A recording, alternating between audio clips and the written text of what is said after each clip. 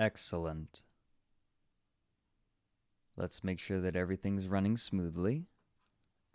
Oh, that's what I can do. Haha, I can mute my desktop audio. There we go. Beautiful. Hello, everyone. How are you doing this evening? I'm not big on doing holiday-themed events for my channel, but I do think that this is rather warranted, especially considering I did Mother Horse Eyes a little while ago, and I quite enjoyed it. Also, I want to apologize. It is decently early where I live, so I shouldn't have to get up and give candy to the kids, but if I start hearing people knock on the door, I will interrupt my reading. That probably won't happen, though. Up the volume a little bit, people are saying? Yeah, I can probably do that.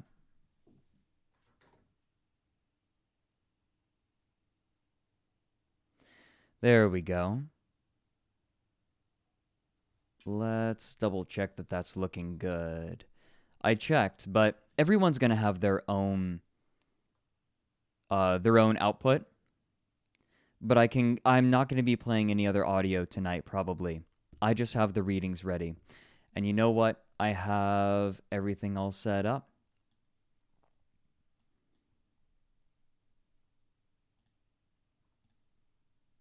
There we go. Before we kick off, quick little shout out to Error and Moop. I know you guys are listening.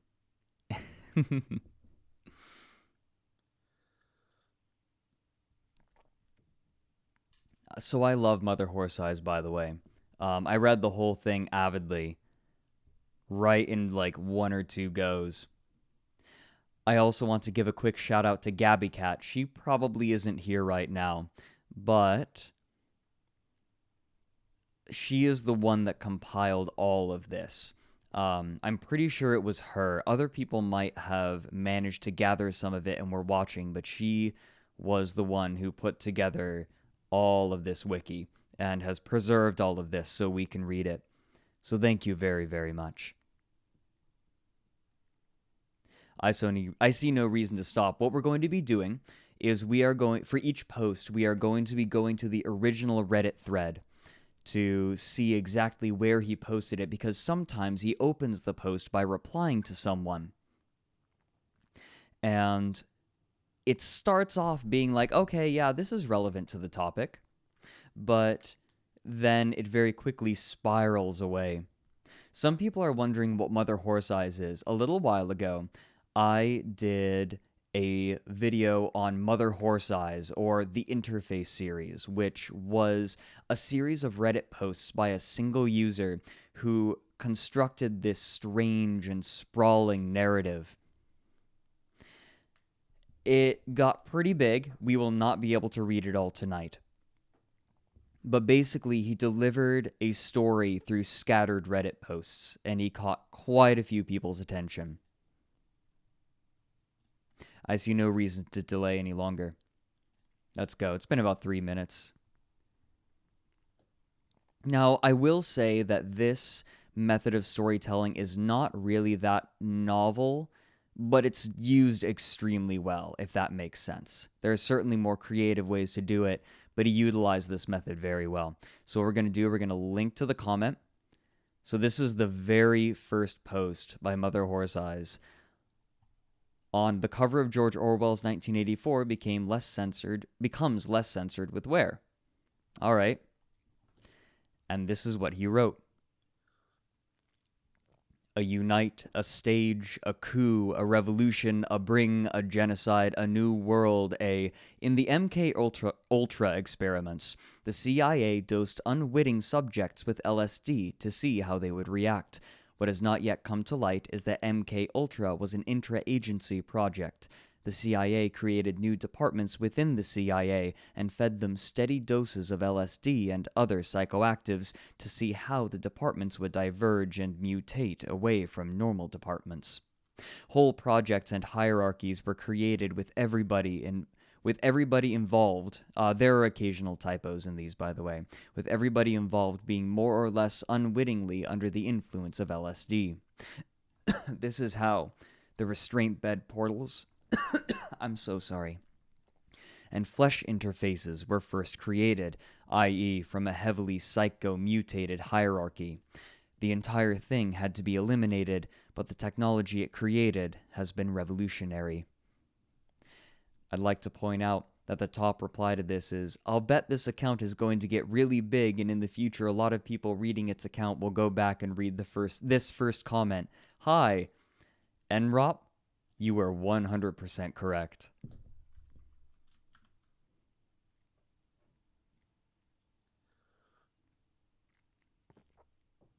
If the volume's a tad low, you should be able to turn it up on your end. But I can turn it up a little bit more. How's that? Maybe a little bit more. Maybe a little bit more. That's probably good. This is the most I'm willing to go. There we go. We'll do that. That's probably a little better.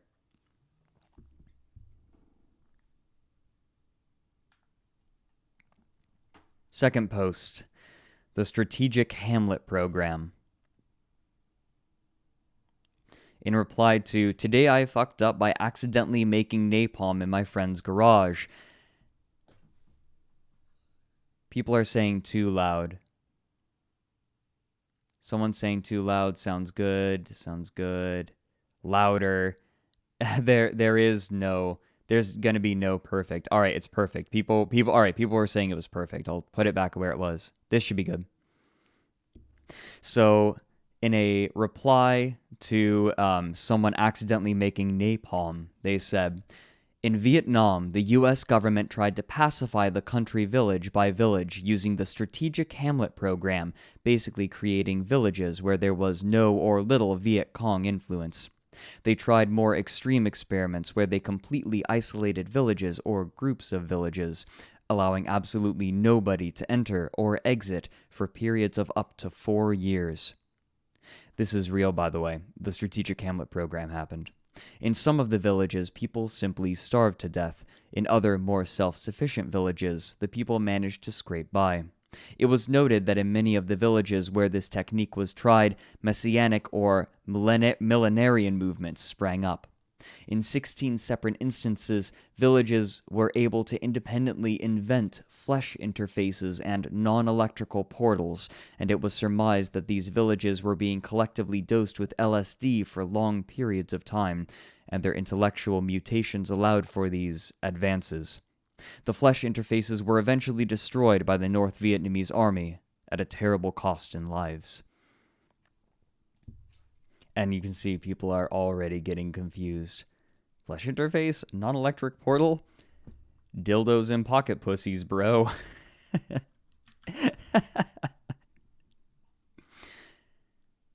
The third post. These were done... I'll check the dates again real quick to double check when they happened. So this is in reply to Winston Churchill, along with many of the Royal Navy's highest-ranking men, came very close to death after the ship they were on was fired at by a U-boat with 3 torpedoes. All 3 struck the hull of the ship, but all failed to explode. Mother Horse Eyes replies, I'm surprised they used nuclear subs in the Falklands, considering the battle's proximity to the undersea incident zone surrounding the so-called Artegus portal.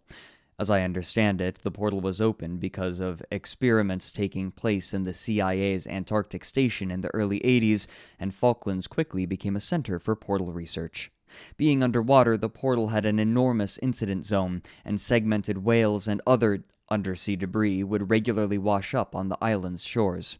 They found one whale that had been segmented cleanly in half by an incident zone disturbance, proving a perfect cross-section of the creature. They also found hundreds of the chitinous cruciform creatures, certainly non-terrestrial in origin.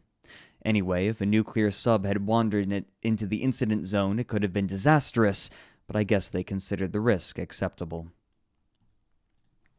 So he's directly replying to this person in this case.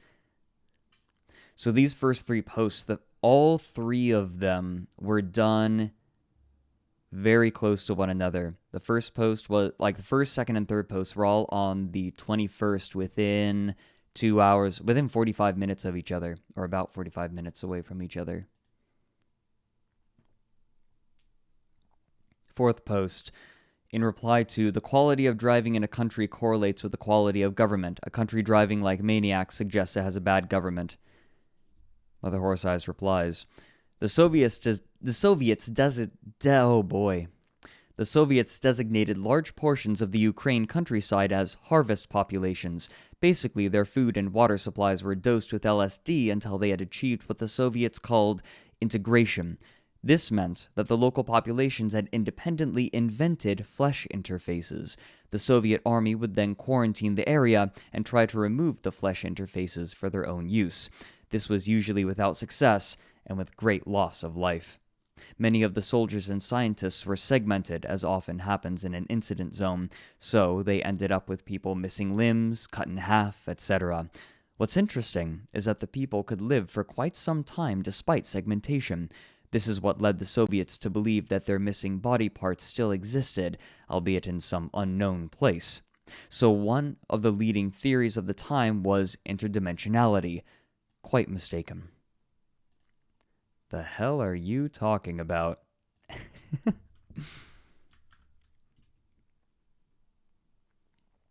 Fifth post, on the same day as the first four. In reply to, when I tell people all the countries I've been while in the Marine Corps. And I think that the image is gone, maybe. Dubai probably has the highest rate of free-floating non-interface incidents of any major metropolitan area in the world. In one incident, a large group of migrant workers was segmented in an underground facility. Perfect cross-sectional segmentation along the frontal plane. You could see their lungs working, food being digested, blood pumping on the inside of the heart, everything. They lived for almost 5 months in this condition. Absolutely fascinating to see in person. There was also a group of school children who were very slightly segmented, just ends of figures, I think he meant fingers, and bits of the calves and such. Hardly fatal wounds, yet they all died within 2 months. Some showed signs of intellectual mutation. There are no known flesh interfaces in Dubai. However, it is surmised that the architecture is actually based on interface geometry and carries some latent interface-like power. Mass segmentations remain one of the most mysterious aspects of the interfaces. They seem to show that the interfaces do indeed concentrate on flesh, living up to their name. I'm very glad I got some tea. I may have to take a break partway through to make some more tea, by the way.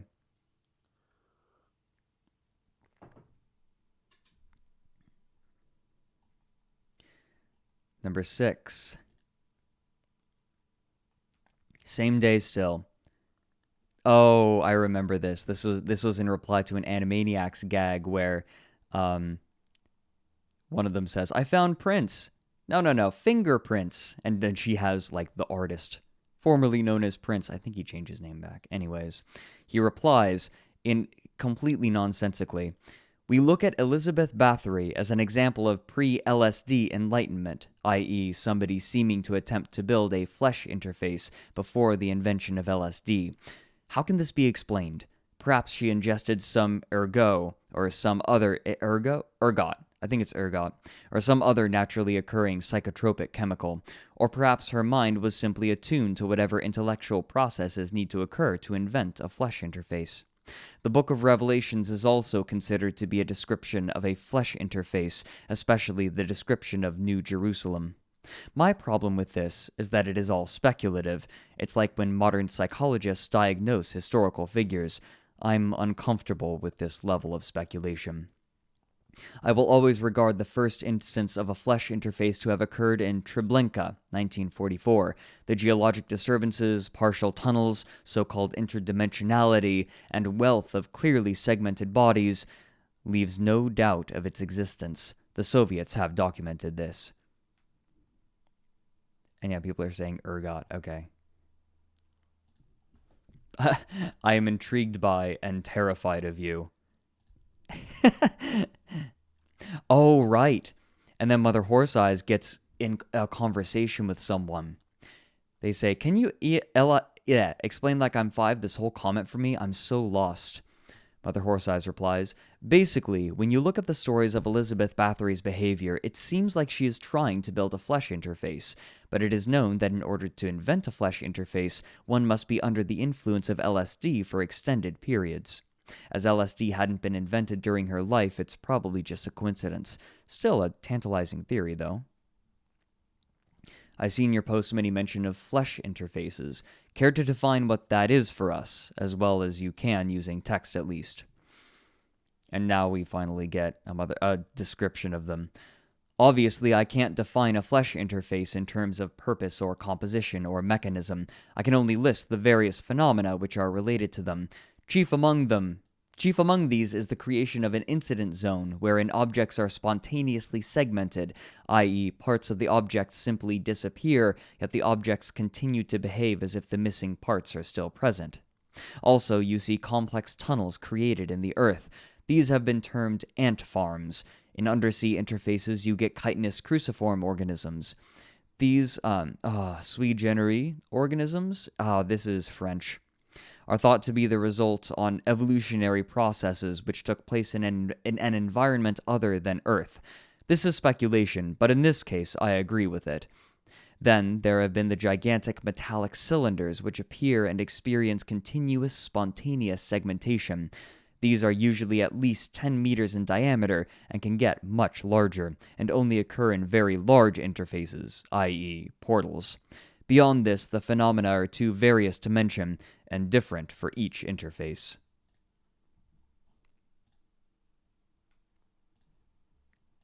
How are we doing, everyone? Seems like some people... Oh, it's Latin? Oh, okay. Sui generis, then. I think. I never studied Latin. It's something that I really ought to have done. And yeah, so we already found these. This was all in the same day. Down on to post 9. What's he replying to? I forget I forget what he replied to.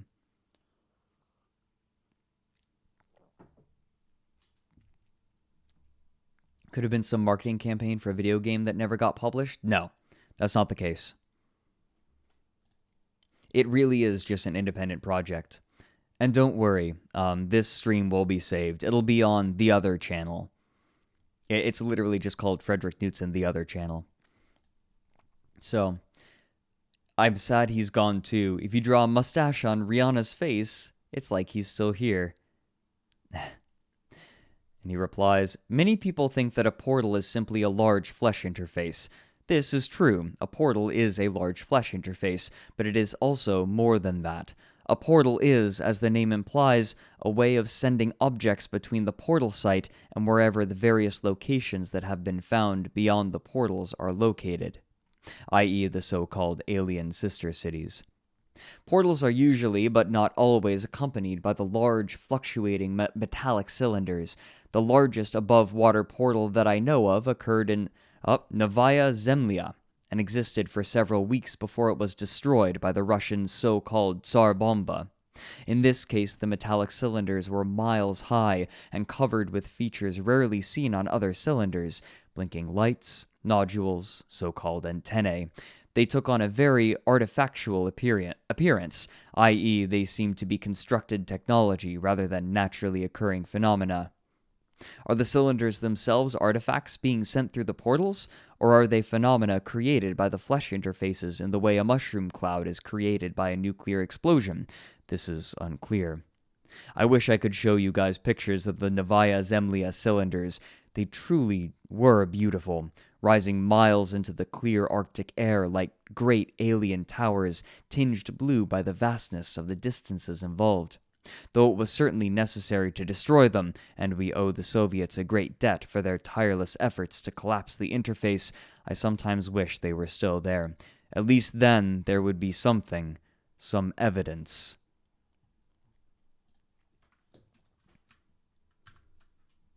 Also, yes, it's like if Lovecraft and Philip K. Dick had a combined writing project. I've been reading a lot of Philip K. Dick recently.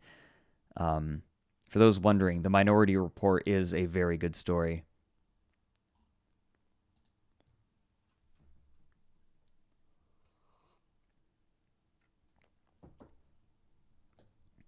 The paint peeling off this sign makes it look like the logo for a metal band. In reply, in response to what the CIA had accomplished with their Antarctic station in Artigas, the Soviets built a larger station in Novaya Zemlya in the Arctic. 30,000 prisoners and an exceptionally pure gas concentration created a flesh interface which went through all 7 stages in less than 13 minutes and became a full-fledged portal. Within a day, the typical fluctuating metallic cylinders were visible, and within 3 days, they were extending miles into the sky. The Soviets quickly realized that the portal was growing out of control. In previous instances, they had simply bombed the site from the air, but in this case, the enormous cylinders and attendant incident zone extending to the edge of space prevented this, as well as missile strikes. There was also an exceptionally large lateral incident zone around the portal, with segmentation occurring miles out from the site. Excuse me. Alarmed by the zone's uncontrolled growth and the growing underground tunnels, aka ant farms, the Soviets worked feverishly to construct a hydrogen bomb of unprecedented power which could be detonated from outside the incident zone and still collapse the portal. The steady rate of growth in the incident zone provided them with an exact deadline, which they managed to meet with only 2 hours to spare. Any later and the bomb could not have been placed so as to collapse the interface. In short, the world came within 2 hours of being subjected to an uncontrolled flesh interface and perhaps the end of civilization as we know it. Before the portal was collapsed, however, the Soviets had gained first-hand knowledge of one of the so-called sister cities. In other words, somebody had gone into the portal and come back.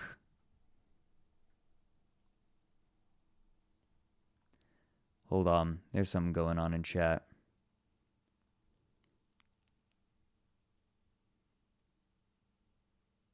I think we're fine. Yeah, alright. By the way, someone mentioned A Scanner Darkly. This whole story reminded me a lot of A Scanner Darkly. That's my favorite book, by the way. I love that book. Oh, if you haven't read A Scanner Darkly and you're interested in Mother Horse Eyes, definitely read A Scanner Darkly.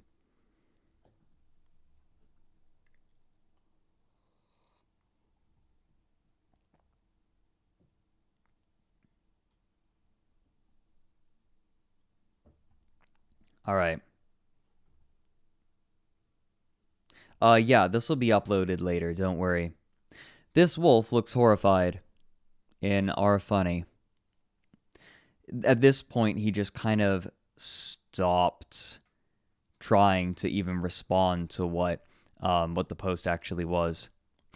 I've always found Lisa's dream to be a good starting place when trying to understand the psychological effects of travel. Lisa was a 9-year-old girl sent through the Groom Lake interface in 1975. The Groom Lake interface connects to the so-called sister city, technically persistent locus, known as the Hanging Temples. She stayed there for 5 days of normal time, but only 48 seconds of beyond time, a marked discrepancy. Upon returning, she did not recall anything beyond becoming drowsy for a moment. She slept well that night, and in the morning she recounted a dream to the doctors, before dying later that day. A direct transcript of the audio from her interview.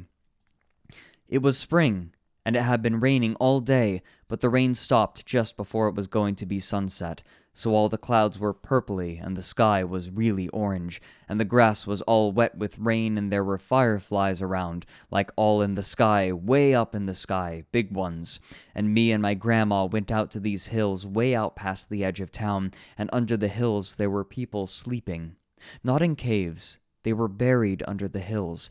The people were asleep, but they were hugging each other. Families like moms and dads and little kids, just packed together, a few thousand. The hills were just blown up like balloons because they were so full of people. Like a pregnant woman's stomach.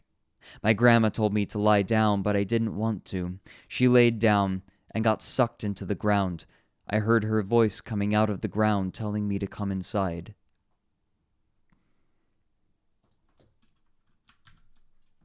Some of these are really powerful, by the way. Sometimes Mother Horse Eyes, I feel, gets a little bit pretentious, but most of the time his prose is really beautiful.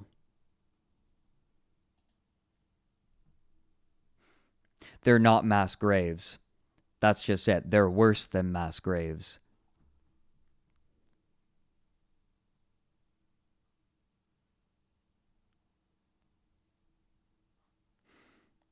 I'm just checking through chat. Like I'm just skimming it.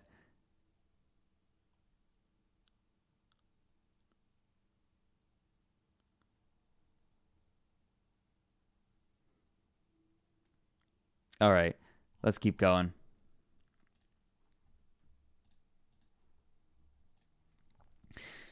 Today I learned Prince used an image of Dave Chappelle dressed as him on the cover. So, right, I think this was around the time that Prince died. Prince is dead, right? I'm not just crazy. It would be easy to say that the Soviets discovered the secret of survivable travel because they were more ruthless, more willing to sacrifice innocent lives. But there was really no lack of ruthlessness on the part of the CIA. It was really just a matter of approach. The Soviets approached the mystery of the flesh interfaces the same way they approached their space program. The first humans in space, the so-called lost cosmonauts who were never officially acknowledged, were just ordinary people, culled from the gulags, with no more control over their missions than Laika the dog.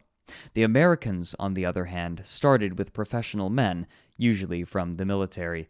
Prince is alive? Am I just crazy? Okay, Mandela effect, kill me. Please don't kill me. Likewise, when it was discovered that objects and even animals which entered the flesh interfaces occasionally returned unharmed, the Americans began training men to enter the interfaces.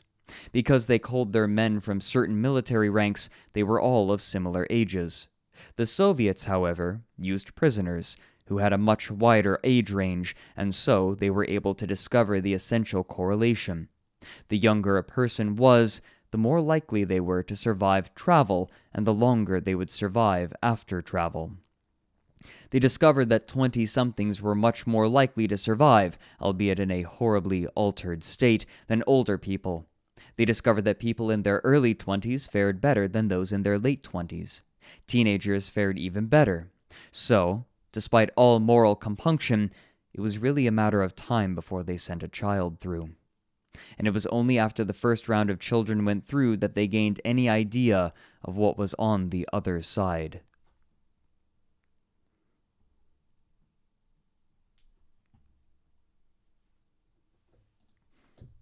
Prince is definitely dead? Okay.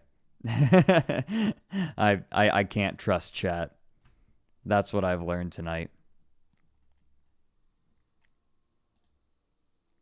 I'm going to check for myself. Is Prince dead? Prince, American singer, songwriter, date of death, April 21st. So he started posting these literally on the day of Prince's death.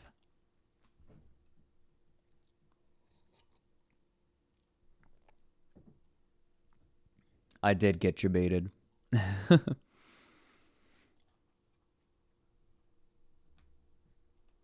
And yeah, it does sound like, it sounds like something the Americans would do too. It sounds like something any major world government might do. In 1984, a 1-year-old received a heart transplant from a baboon, but ended up dying 21 days later due to rejection. When questioned with why a baboon and not a primate more closely related to humans, the surgeon said he didn't believe in evolution. Not supported. Okay, well. Mother Horse Eyes replied, "Until we found the village, we had suspected that the detectors were just props, just toys given to us by the CIA guys to reassure us. Nobody trusted the spooks. 3 days through the jungle and these detectors had not detected a fucking thing. But before we even saw the first hut, the needles on all the detectors started moving in unison. If they were phony toys, it was a cool little special effect. The needles swayed back and forth, and all the little metal boxes let out this spooky whoa sound all in unison, like a school choir. Very weird. We turned them off. As instructed, we treated every Vietnamese as combatants and killed them all. There wasn't any resistance, though. A few had weapons, but most were unarmed. None fought back. They didn't even run. They were just sitting around, lazing in the sun, and we shot them where we found them. Grim work, and very weird. That probably spooked us out more than the detectors. It was like they were waiting to die. After clearing the village, we didn't know what to do, so we turned one of the detectors on and wandered around to see what was up. The detector started going nuts around one of the bigger huts in the middle of the village. We had already cleared it, but we went in again. There was a big altar inside with candles and Buddhas and gold signs with dink writing and shit. Just by the way, there might be some racist terminology in here, some off-color terminology.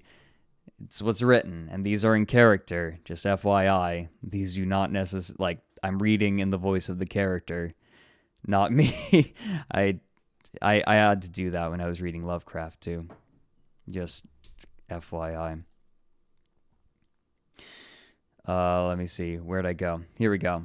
We figured maybe one of the Buddha statues was setting the detectors off, but no. The hut was very hot and muggy. Even by the incredibly humid standards of Vietnam, it was incredibly, incredibly humid in there. Even the Buddha statues were sweating. Their faces were literally coated with drops of moisture. Everybody noticed that there was something weird going on with the air. There was something off about the pressure, so we just tossed everything. Picked all the shit up and tossed it out of the hut. Sure enough, when we picked up the big platform that held the altar, there was something under it. It was a pit, made of flesh. Maybe 5 feet across and going down about 20 feet before curving out of sight. When I say made of flesh, I mean it looked like the inside of somebody's throat. Wet, reddish, flesh-looking stuff. We had heard of them building tunnels, but this was... We really couldn't even understand what we were looking at. It was breathing. The flesh kind of rippled and this hot air came out. And it felt and smelled just like somebody breathing right on your face, enough to make you sick. They told us we would know it when we saw it.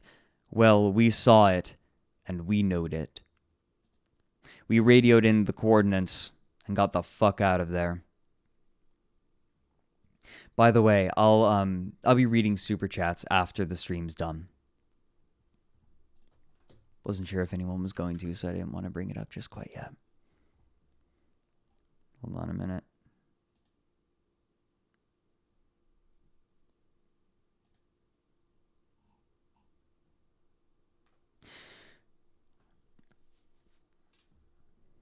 All right, let's keep going. Some of these start getting really long, by the way. We are not reading the whole thing. Oh, it's deleted. We're going to have to read it out of the wiki. That's fine. We knowed it. Well, think about it. Like, these people are reading in their voices, right? They're, like, Mother Horse... Like, it becomes clear what's going on with Mother Horse Eyes in a minute. I'll just keep reading.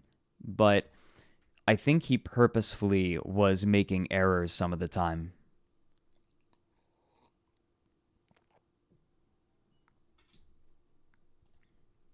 Encasement was certainly not something we were expecting.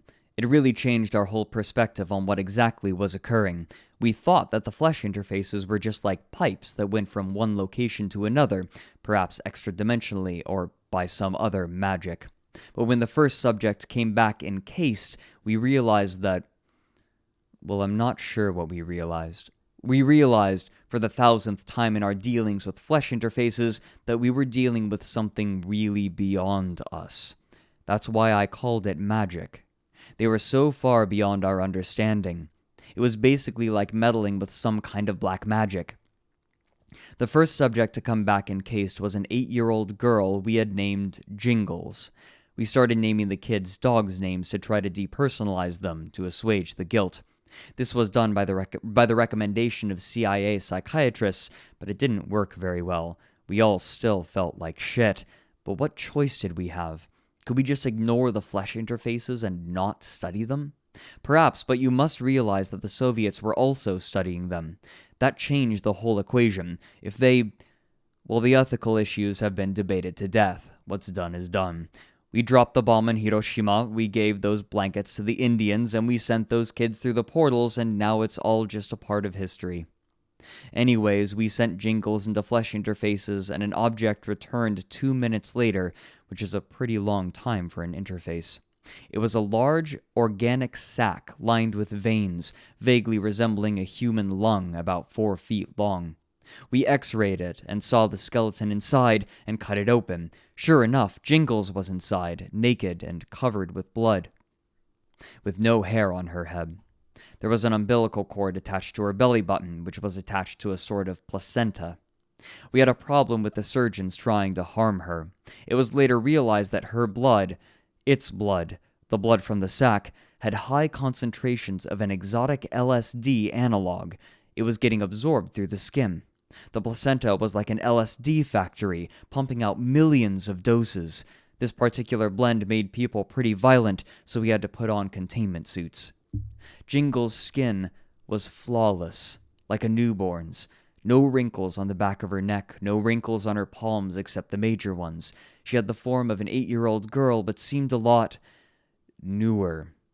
We did MRIs on her bone plates and found they were still highly undeveloped, as if she was a newborn. We wondered, is this really Jingles, or some kind of clone? What sort of apparatus could have possibly produced this clone, and why? After a day of observation, she awoke. We weren't sure if her mind was still there. Perhaps she had been wiped clean. So we waited, asking her questions. At first, her behavior was like that of an infant, just smiling and gurgling and clasping her hands. It was pretty eerie seeing that kind of behavior from an 8-year-old. Really, it was pretty eerie looking at her at all. Her skin was so pure and glowing. She looked like an absolute angel. Well, anyway. After a while, she started babbling, saying little phrases. In a matter of hours, she seemed to progress through the various stages of development, her sentence structure and awareness becoming more and more sophisticated. As soon as she could understand sentences, we started questioning her again. Who was she? She said her name. She knew her past. This wasn't just a blank clone. This may or may not have been the original girl, but she seemed to have the same mind as the original. So then, we asked her the question that we wanted to know, the question that had plagued us for years, the question that had led us, in the face of all humanity and morality, to send a child into a living apparatus of death. What did you see? What's on the other side? Her expression grew thoughtful. She was such a thoughtful, bright girl. We chose her for her intelligence, so young and bright, and we just threw her. Anyways, she thought about the question, and it seemed that we would finally get an answer, a real answer. I remember the sense of anticipation in the room. It was like nothing I've ever felt before or since. Remember, I quit the program that day, so I was never able to question another subject. Anyways, she said to us, "Inside the chamber, I started to feel drowsy. The everything changed, and I knew what I saw. I had seen it before. I said to myself, this is like the room in Grammy's house, the quiet room." We asked her what she meant by this. She replied with these words, her final words before she simply stopped living and sat there dead with her eyes still on us. She said, "Come unto these yellow sands." What is this a reference to? The Tempest. Right. Yeah, this is a little crazier than Cronenberg, isn't it? As you can see, these get really long. I think this might be one of my favorites. Well, one of my favorite posts. Now we're getting into the really good stuff, if you ask me.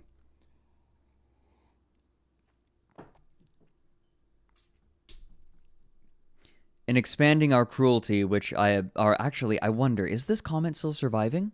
Sorry for the false start. China official says film The Martian shows Americans want space cooperation.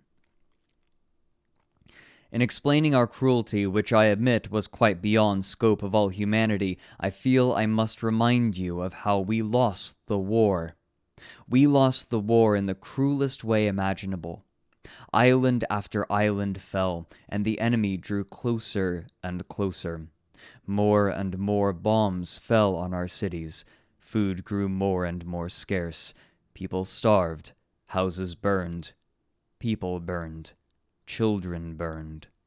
We were punished by our own sense of dignity, by our own inability to admit inevitable and total defeat. It was like watching a sword slowly being sunk into your chest, millimeter by millimeter, but you refuse to cry out, refuse to whimper or beg for mercy, and there is nothing you can do but watch the metal disappear into your weeping flesh. By the end of 1944, it was clear that both Japan and Germany were doomed, barring some divine intervention.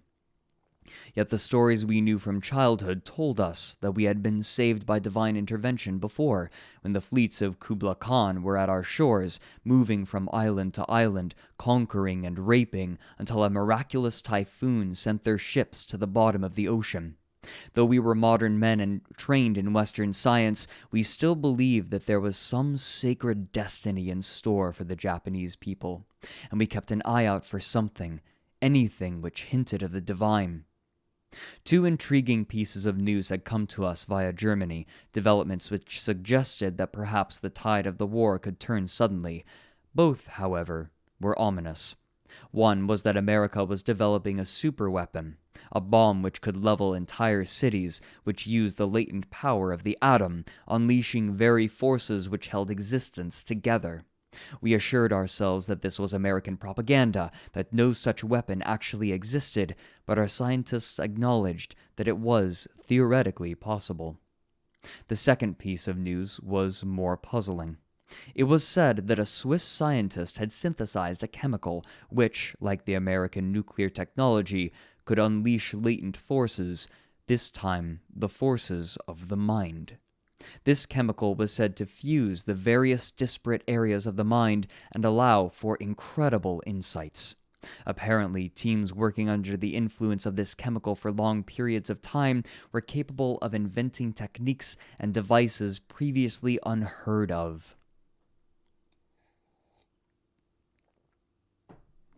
By the end of 1944, various high-ranking Germans were slipping out of Germany like rats from a sinking ship, often trying to fund their escapes by selling various pieces of artwork, technology, intelligence, etc. It was from one of these that we obtained an enormous supply of this wonder chemical, LSD, which was supposed to be secret even from Germany's allies. Along with the chemical, we were given a piece of news which was positively tantalizing, given the position we were in. According to our contact, experiments with LSD had been conducted at the Treblinka extermination camp. A group of prisoners was given the drug for a period of several months, and the results were so impressive that somehow the prisoners were able to convince the camp leaders to take the drug as well. Soon the entire camp hierarchy was taking the drug and working together on a new device that was some sort of destructive radar which could bring down planes as easily as ordinary radar found them. It was said to be powerful enough to slice bombers right in half. Of course, we found this piece of news hard to believe. Nazi death camp commanders working side by side with Jewish prisoners to invent a magical radar? It was utterly fantastical. Our good sense told us to ignore it. And yet, how could we? The Americans had already taken back the Philippines. Soon they would take Iwo Jima, then Okinawa, then all the home islands. We were facing the end of the Japanese as a free race, perhaps the end of all Japanese existence. The Germans would have it easy compared to us. Many Americans were German in origin. There was a blood affinity between the countries. This did not exist for us. The Americans would burn our cities and rape our women and enslave us, make us servants like their niguro. We would be crossbred with the whites until we had become some degenerate half-castes. Japanese culture would crumble. The stories of our childhood would be forgotten. We were watching a sword disappear into our hearts, and we were desperate for some kind of divine intervention. So, in late 1944, a glass jar of LSD crystals, enough for several million doses, was taken aboard a submarine and slipped under the cover of the sea back to the home islands. We were looking for divine grace. What we found was a hell beyond our darkest dreams of destruction. I've been chosen.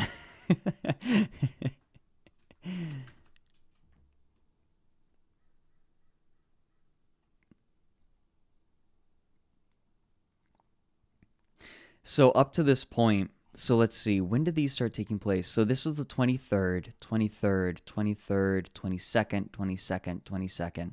So 3 posts on the 22nd. 2, 3, what was it? 4 longer posts? So Mother Horse Eyes posted in a subreddit specifically made for him. That was since locked by a troll.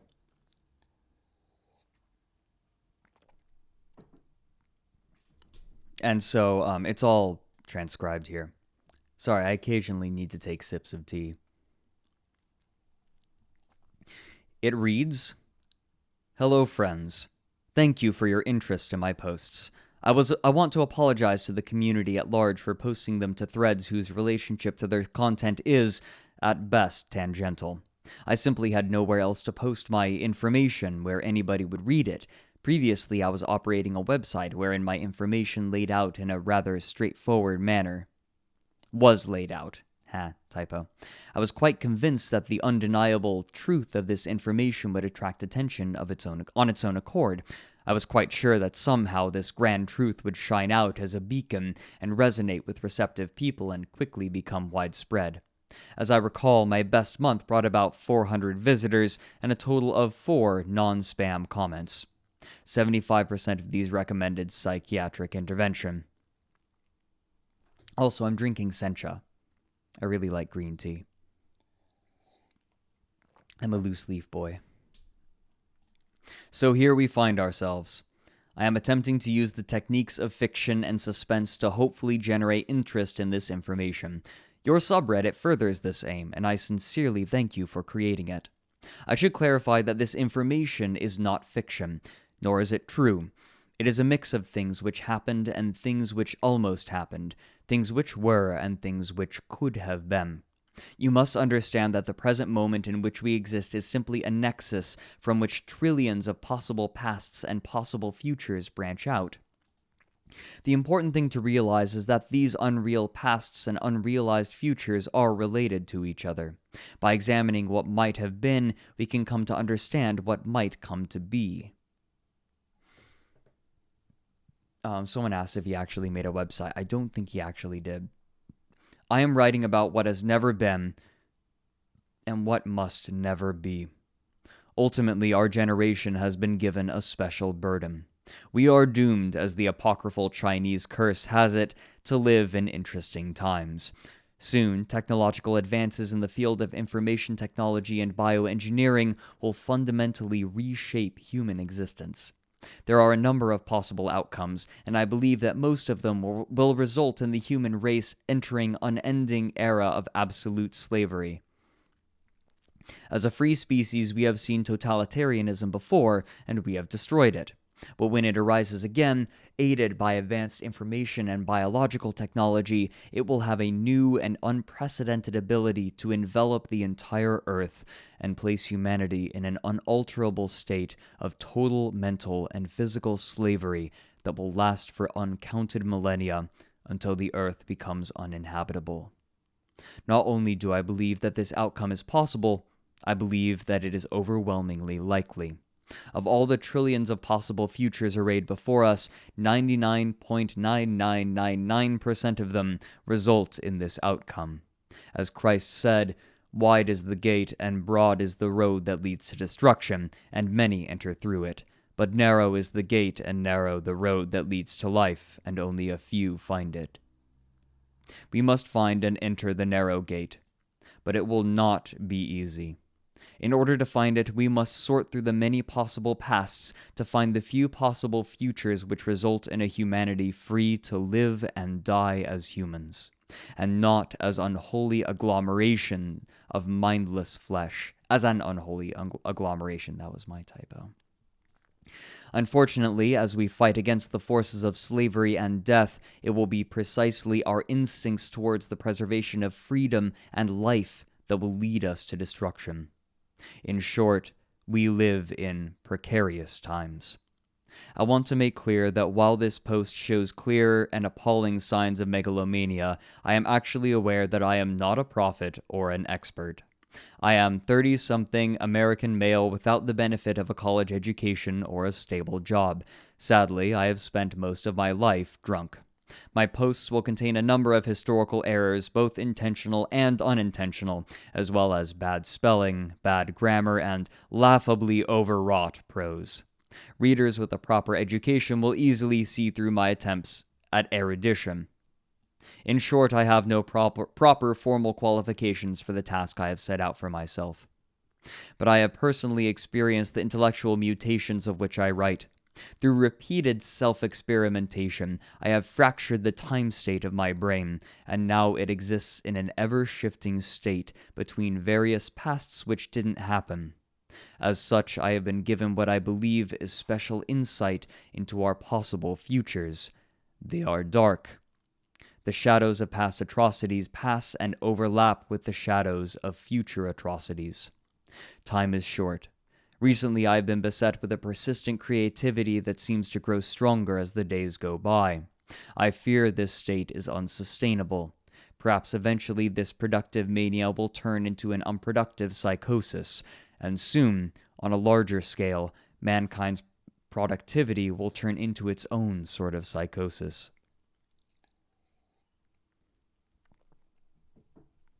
Billions of years ago, the so-called primordial soup arranged itself into a self-replicating form which multiplied and flourished and divaricated into countless species.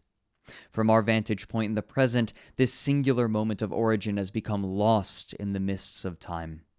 Equally obscure to us is the future singularity towards which we are heading, the end point, in which all the countless species are once again reintegrated to a new and singular form, a new abomination. We are on the verge, all of us. Times are dire. We are about to be gathered again into the arms of the mother, to become one flesh with her. The mother who gathers lost children. The mother I have seen in dark spaces since I was a little child, back when I called her the mother with horse eyes. We are about to meet her again. We are about to be unborn. The next post is called Magical Space Pussy. And it's long. I think this one, he breaks them up a little bit. It's gone. This is where they kind of start getting deleted. I think he's kind of seen as a menace on some of these subreddits and like derailing things.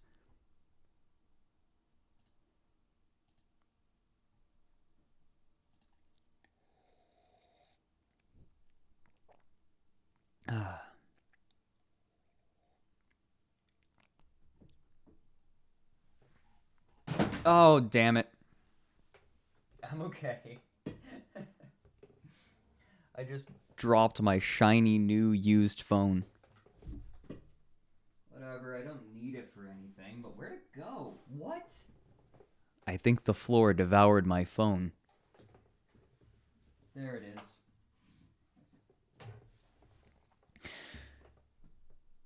Let's begin. This next one is pretty funny and pretty crass. When you're hanging out with a tribe of Nazi acid heads, magical space pussy doesn't even register on the weirdo meter. I mean, they talked about so much weird shit and so much of it was total bullshit that I didn't pay any fucking attention to it. It was the 60s. Talking about magical space pussies was like asking somebody how their day went. It was just conversation to me. But to them it wasn't. That was a strange time in my life. I had spent the last 6 months going from commune to commune, just checking them out. They were all bullshit. Every one of them was just some guy on a power trip, and a bunch of women who grown up with bad fathers hanging on his every word, hoping he would solve all their problems. That's the only way the commune system worked. The guy got control of the women, and the women attracted a few guys to do the manual labor, but in the end it was basically just a new system of pimping. I mean, I'm from Brooklyn. What is the Brooklyn accent? I'll just be Joey. No, I'm not going to read this like Joey. I promise. I mean, I'm from Brooklyn. I've seen pimping. These chicks had tried to escape society and just gotten themselves pimped out. It was tragic, but too tragic for me to give a shit about. God, this line is so good. Can we just appreciate this for a second? It was tragic, but too tragic for me to give a shit about. So, I went out to Death Valley. Why did I go there? Why does anybody? Because it has a cool name. If it was called Some Scorpions and Bunch of Fucking Rocks, which is what it actually is, nobody would go. I had decided I was done with counterculture. I was done with the regular culture. I was done with it all. I would go where nobody would bother me and just try to figure myself out. Get a little peace and quiet. A month later, the Manson family moved in next door. For a while, it was just a nice little guy named Paul and some girls living a few miles from my little shack. Seemed harmless. Then the whole family came in. Charlie, too. They had already committed the murders at this point. It was big news, but nobody knew who did it. I surely didn't connect it to this band of weirdos next door. They seemed too stupid to pull off anything newsworthy, just another bullshit commune. Once Charlie got there, the family seemed to spend most of their time driving their dune buggies around, pretending to be the fucking Africa Corps. Corpse? I mean, Charlie would put on a helmet with a swastika and lead them in maneuvers. I had never met racist Nazi hippies before, but there's a first time for everything. Some of them even talked about Uncle Adolf and how he knew the score, how he should have won the war. I was a mechanic in the army, so I helped them out with the buggies and got to know them a little. Slowly, their little philosophy trickled down to me. They thought America was on the verge of an apocalyptic race war. Blacks on whites, helter-skelter, the Watts riots in every city. That part actually seemed pretty plausible. I mean, you have to understand, in 1969, the country had been getting weirder and weirder, more and more violent every year. Nobody was quite sure when it would end. Nobody knew that in the 70s the counterculture would just kinda peter out into a bunch of fucking James Taylor albums.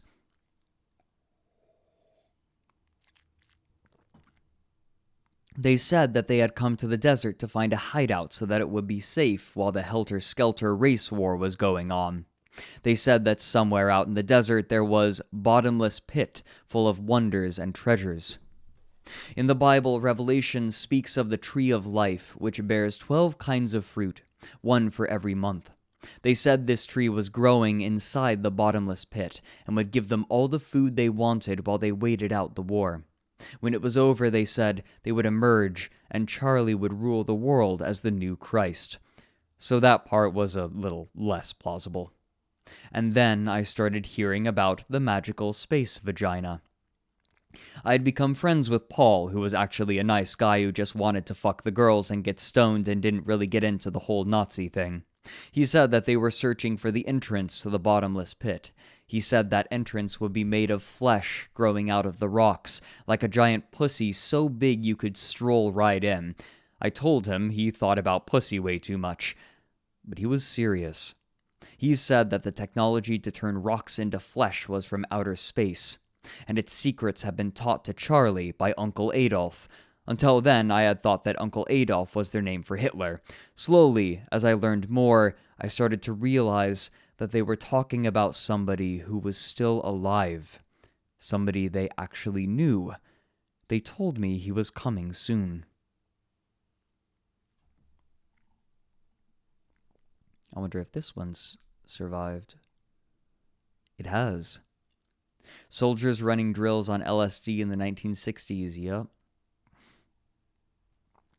This kind of psychological... Okay, so he's actually replying to the post here. Maybe we'll check it out. Let's watch the GIF.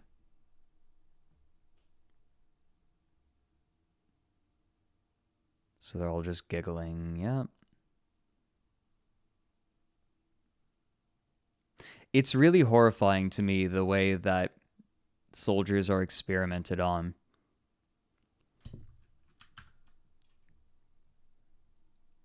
Take me back. Please take me back. Come on. Oh my god. Okay, give me like 1 second. Oh, it opened it in a new tab.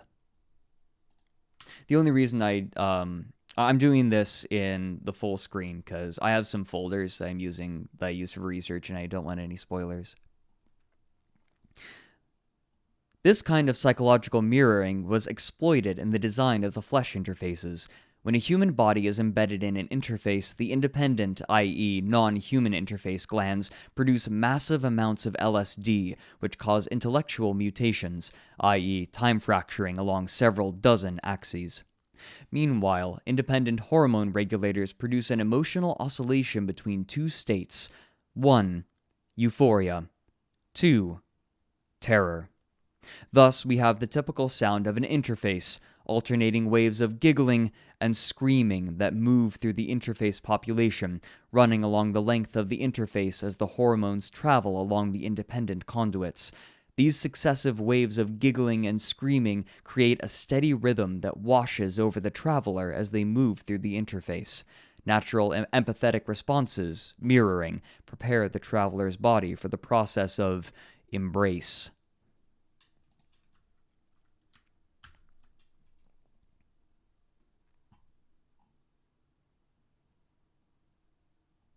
So, by the way, all of this had been written and posted. I don't know if it was written, but it was posted in the span of 3 days.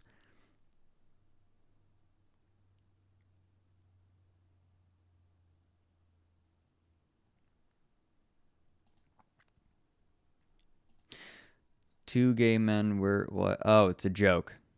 What's the joke? Deleted. When I was little, they took mommy away and put me with a new mommy in a smelly, dark house. They said she was a real person, but I knew she wasn't. They had made her. Her face was made from pieces of animal, pig cheeks, hairy goat jaw, old horse eyes. They sewed her together badly, and the seams were crusty. I hated her. Real mommy called me from underground. I opened the attic window at sundown and let the spring breeze flow in. I heard her song floating in on the cool air, soft singing from the grave. Oh my god.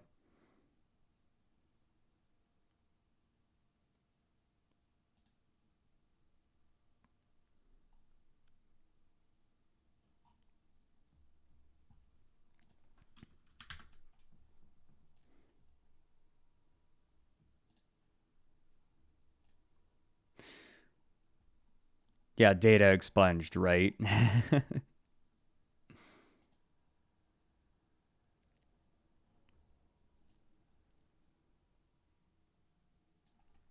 Found this in my university's stall. Let's see, maybe I can open this. What happens if I open this in a new window, actually? Let me test something. This will take like 2 seconds. Open a new window. Oh, yeah, it's not going to work.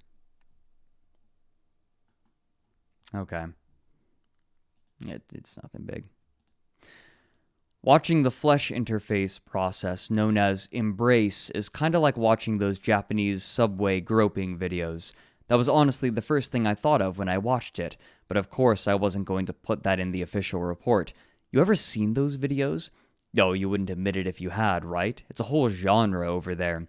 Not the most progressive stuff in terms of gender equality, but compelling nonetheless. The videos start with a woman standing in the subway, minding her own business when some guy starts feeling her up. She protests demurely and attempts to deflect his roaming hands. He persists. Other men on the subway, perhaps sensing her weakness, join in with the groping. A sort of group madness takes over the subway occupants.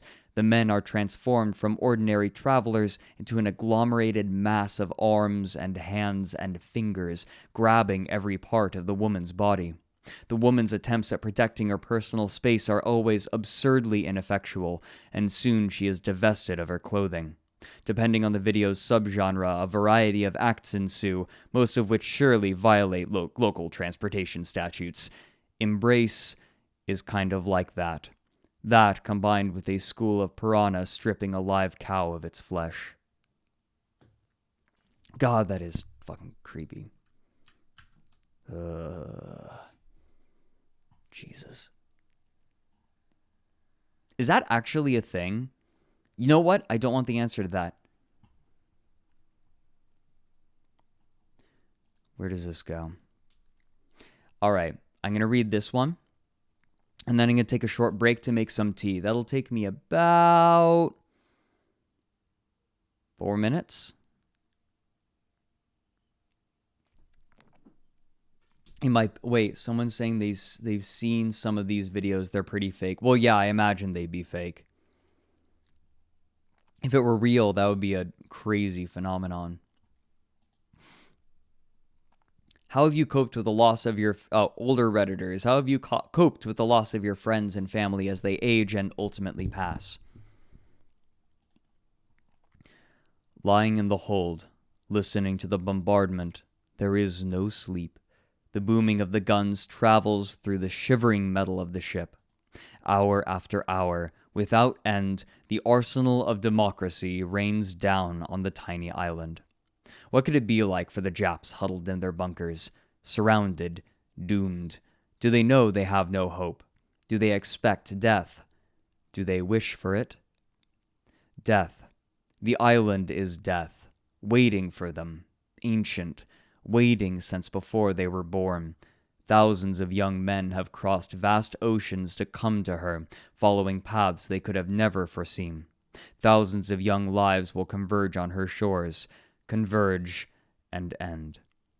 After 3 days of round-the-clock bombardment, a clear and bright morning. Whispers through the hold about problems with the shells. Many of them never exploded, disappeared in the air. There have been stories of bombers being cut in half, of bomb crews emerging limbless from their planes. What is on the island? Some new kind of weapon? Something the Japanese have been saving until now? Just talk. The men feel the death out there, waiting on the island. The landing vehicles ride through the waves, and the Marines climb out onto the beaches of ash, an alien surface crumbling under their boots. There is no fire. No sound but the motors and the clinking of gear and the sergeants shouting, urging them on. No movement from the interior. Then screams.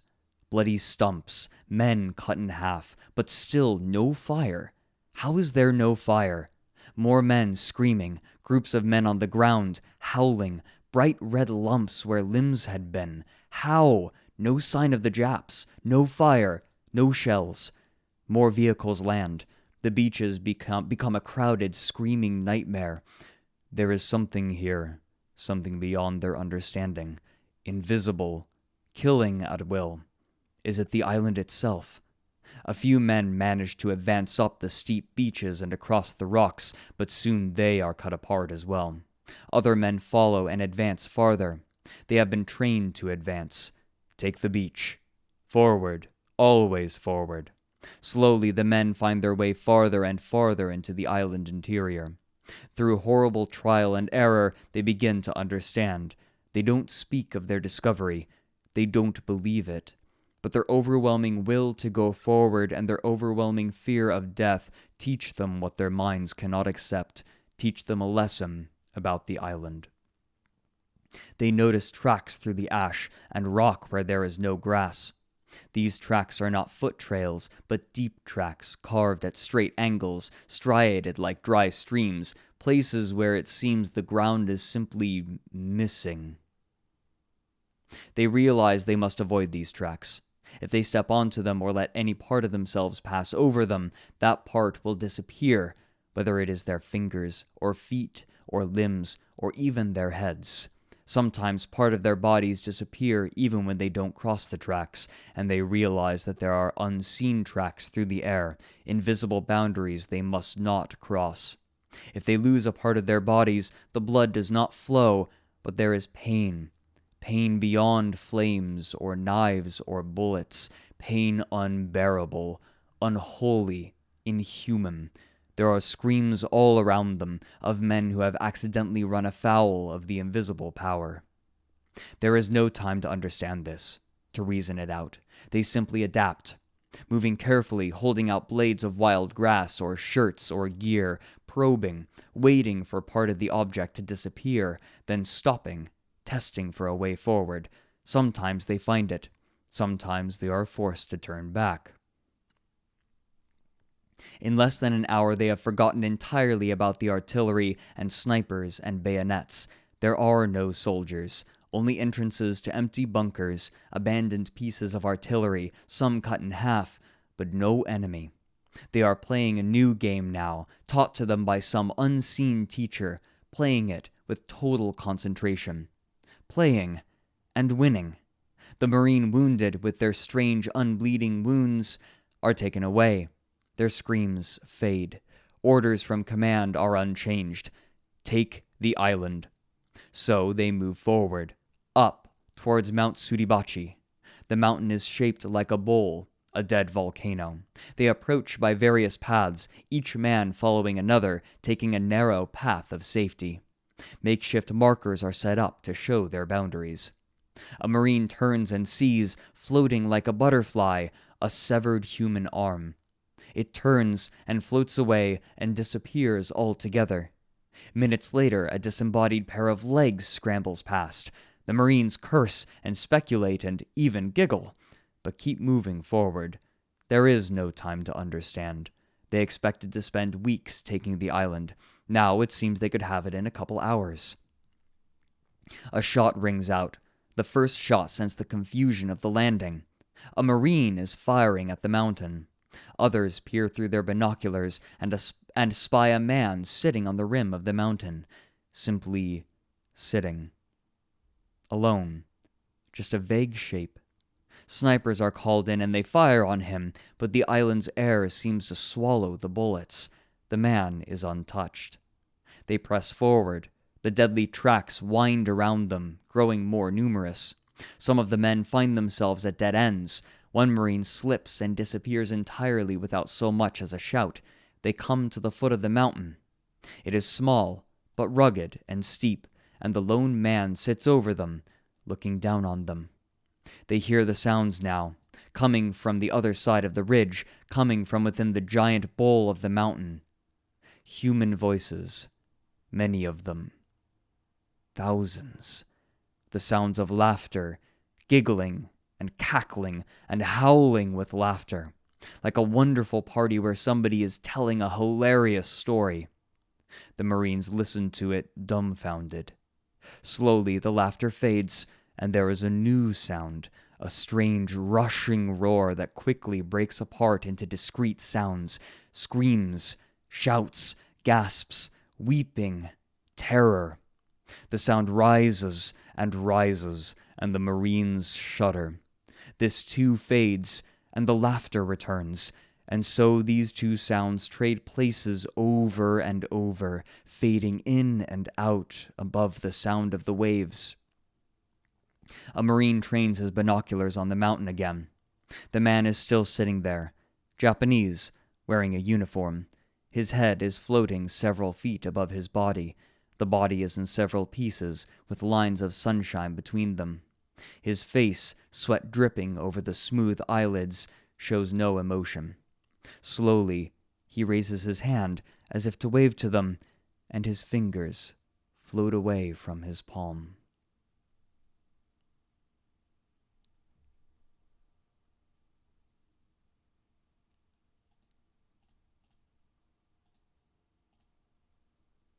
We're going to take a quick break, guys. I need some tea.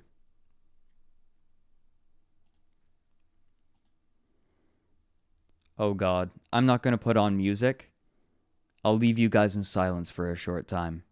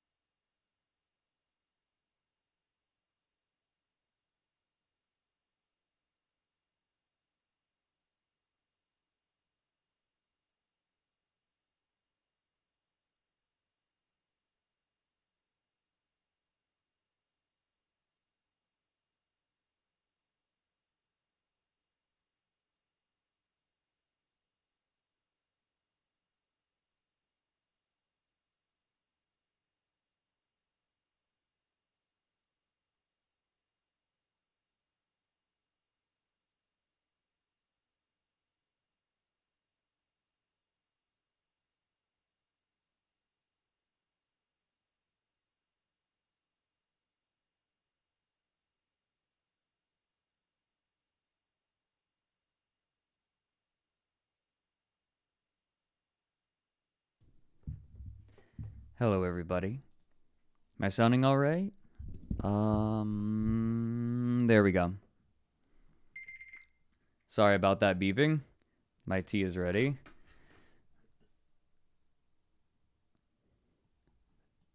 By the way, for those of you who steep loose leaf green tea, do it at 60 degrees Fahrenheit for about 45 seconds. Seriously, tea isn't supposed to be bitter. I don't know if that was actually 4 minutes. I was just estimating.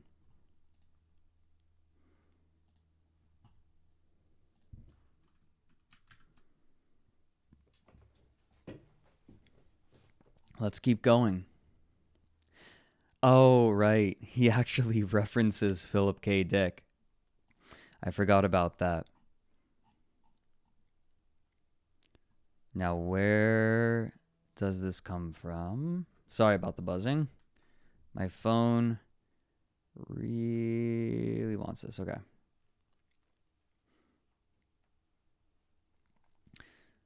This was a post to crippling alcoholism. This was yeah, this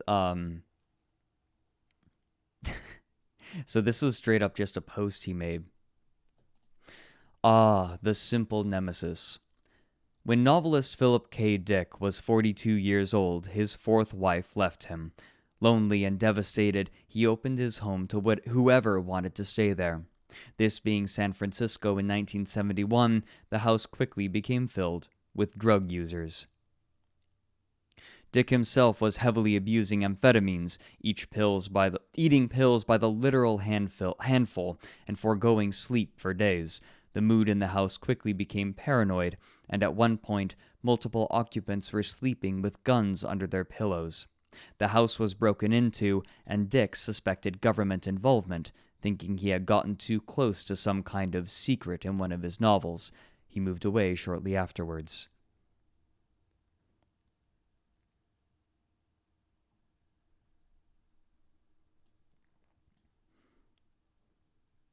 Okay, sorry, I'm peeking at chat.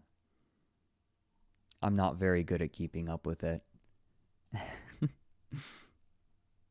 But his time at the house hadn't been all paranoia and firearms. There were also many good times. Dick was a mesmerizing conversationalist with an easy command of facts and theories about art, religion, philosophy, and numerous esoteric subjects. He and his new friends, usually kids in their early 20s, would rap for hours and days about everything under the sun. He grew close to many of them. Many of them were runaways or otherwise clinging to the margins of society. I'm sorry about that rumbling, by the way. That guy, he doesn't even have a sports car. It's just a little commuter car. Many of them were runaways or otherwise clinging to the margins of society. After the break-in, Dick went to rehab and quit speed, but as time went on, many of his friends fell victim to the drugs. In the epilogue to A Scanner Darkly, a fictionalized account of this time, he wrote, "This has been a novel about some people who were punished entirely too much for what they did. They wanted to have a good time, but they were like children playing in the street. They could see one another. They could see one after another of them being killed, run over, maimed, destroyed. But they continued to play anyhow. We really all were very happy for a while, sitting around not toiling but just bullshitting and playing, but it was for such a terrible brief time, and then the punishment was beyond belief. Even when we could see it, we could not believe it. For a while, I myself was one of these children playing in the street. I was, like the rest of them, trying to play instead of being grown up, and I was punished. We were forced to stop by things dreadful."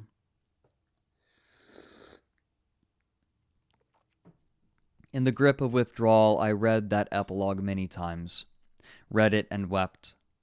I remember after a week-long binge lying in my bed, weeping, nightmares crowding my mind, my hands shaking, the mental suffering unbearable, thinking to myself, should I really be punished like this? What have I done that was so horrible? Was it so wrong to drink, to want to feel comfortable, to want to feel okay, to want to forget about things for a while? Was it so horribly wrong? Such a crime that I should go through this mind-crucifying torment? But it wasn't really a matter of right and wrong. It was simply a matter of cause and effect. My brain had adapted to the inhibitory effects of alcohol, and once the alcohol had been removed, it had entered a state of hyperactivity. The adaptation had become a maladaptation. That was all. There was nothing out there administering this suffering as a punishment. My only crime had been knowing that this would happen and drinking anyways. I had been a child, playing in the street. Dick wrote in his epilogue, in Greek drama there was beginning, as a society, to discover science, which means casual law. Here in this novel there is nemesis, not fate, because any one of us could have chosen to stop playing in the street. There was no magical fate cause for my suffering, just the impersonal cruelty of casual law. Causal law, That was my only nemesis. Perhaps one day they will invent a substance which prevents the neuroadaptation to alcohol, and we will be able to drink forever like the Greek god Dionysus. We will drink and dance and laugh, and there will be no nightmares. We will be made children again, and we will play forever on a street where there are no cars. Until then, there will be suffering beyond belief.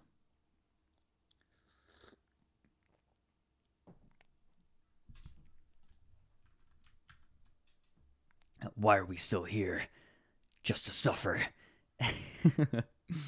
Hey, Ark.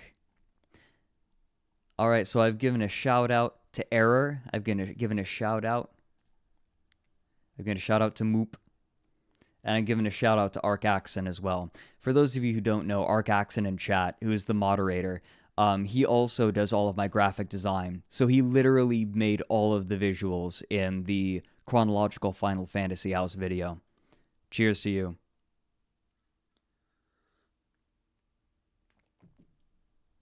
Ark is a very good boy.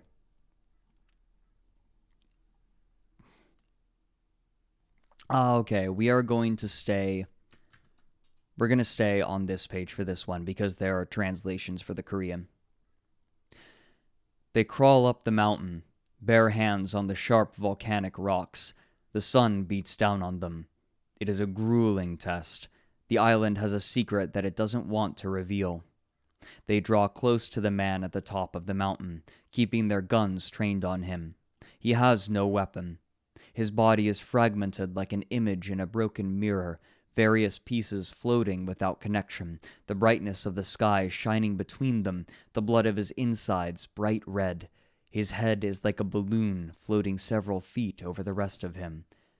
So this is a continuation of one of the earlier ones. One of the earlier posts. Hello, America, the head calls, breaking into a sickly smile. The whites of the eyes are clustered with red hemorrhages. Sweat rolls down the face. The Marines don't know how to respond. They ask if he's armed. The question strikes one of them as funny, and he giggles. A tide of giggling comes from the other side of the ridge, behind the fragmented man. The giggling turns to screaming. What's going on here? You alone? A Marine asks. The man doesn't seem to understand. One of the Marine tries his basic Japanese. The man makes a sour face. No Nippon. Korea person, the man says, and a disembodied hand points to a nearby fragment of his chest. Christian, the man says, in Korean. He pulls a necklace out of his shirt. On the end of it is a small metal cross. A tiny suffering Jesus gleams in the sun. The Marines try English again. What's happening here? The devil came here. What? The soldiers had built a gate. The child with the command. I don't understand. A wide smile splits the Korean man's face, and he lets out a loud laugh, and the smile flees, and suddenly he is weeping. His emotions seem to follow the giggles and screams that come from inside the mountain. The Marines feel it too, the strange urge to laugh, followed by a harrowing fear. The sound beyond the ridge rises, the screams becoming higher and louder. A wave of maniac giggling joins the screaming so that both sounds fill the air at once. An electric feeling touches the skin on the Marines' arms. They find their minds filling with strange, dark thoughts. Somewhere in a castle in Japan lies a mad god emperor who has sent his men across the ocean to defend his glorious empire with their blood. On the other side of the world lies the great humming factory called America, the heart of an empire of commerce which once forced Japan to join the world in trade.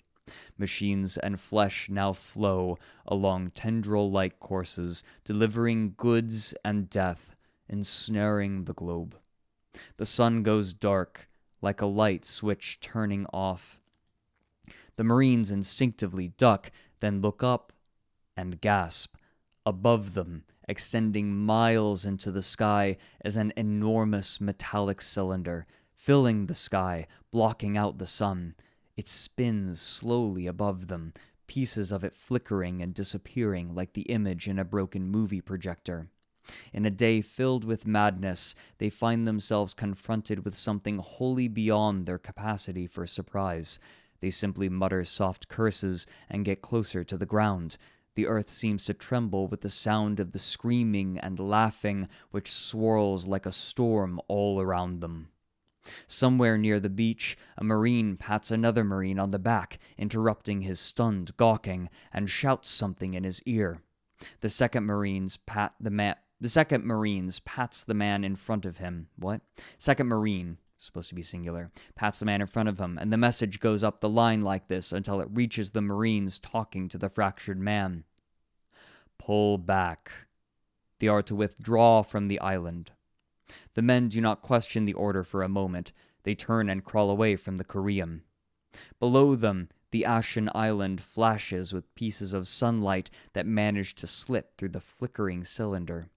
When they are almost at the foot of the mountain again, the man stands up and shouts something over the hideous screaming.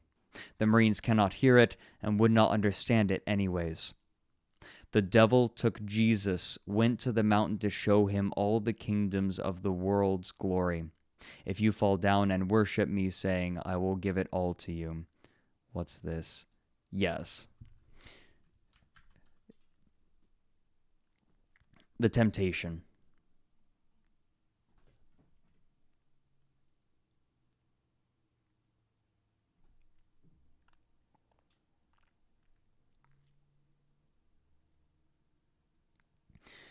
It's this. Lawyers for David Miscavige are mounting an 11th hour attempt at preventing the publication of a new tell-all about the Church of Scientology leader. The author is Miscavige's own father, Ron Miscavige. This is in news, and he replies, not Mother Horseye's replies, many people believe that Michael Jackson died due to propofol. Not so. He was murdered.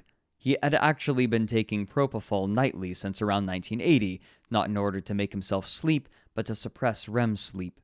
After several months of REM sleep suppression, the user becomes receptive. In other words, they enter the same state achieved by prolonged continuous immersion in aerosol LSD. The brain can physically restructure itself simply through thought. By reordering thought, one can physically reorder the brain. LSD, or long-term propofol use, makes the brain's neurostructure malleable. High-end rays from outer space are able to penetrate the body, and these can lead to random mutations and cancers.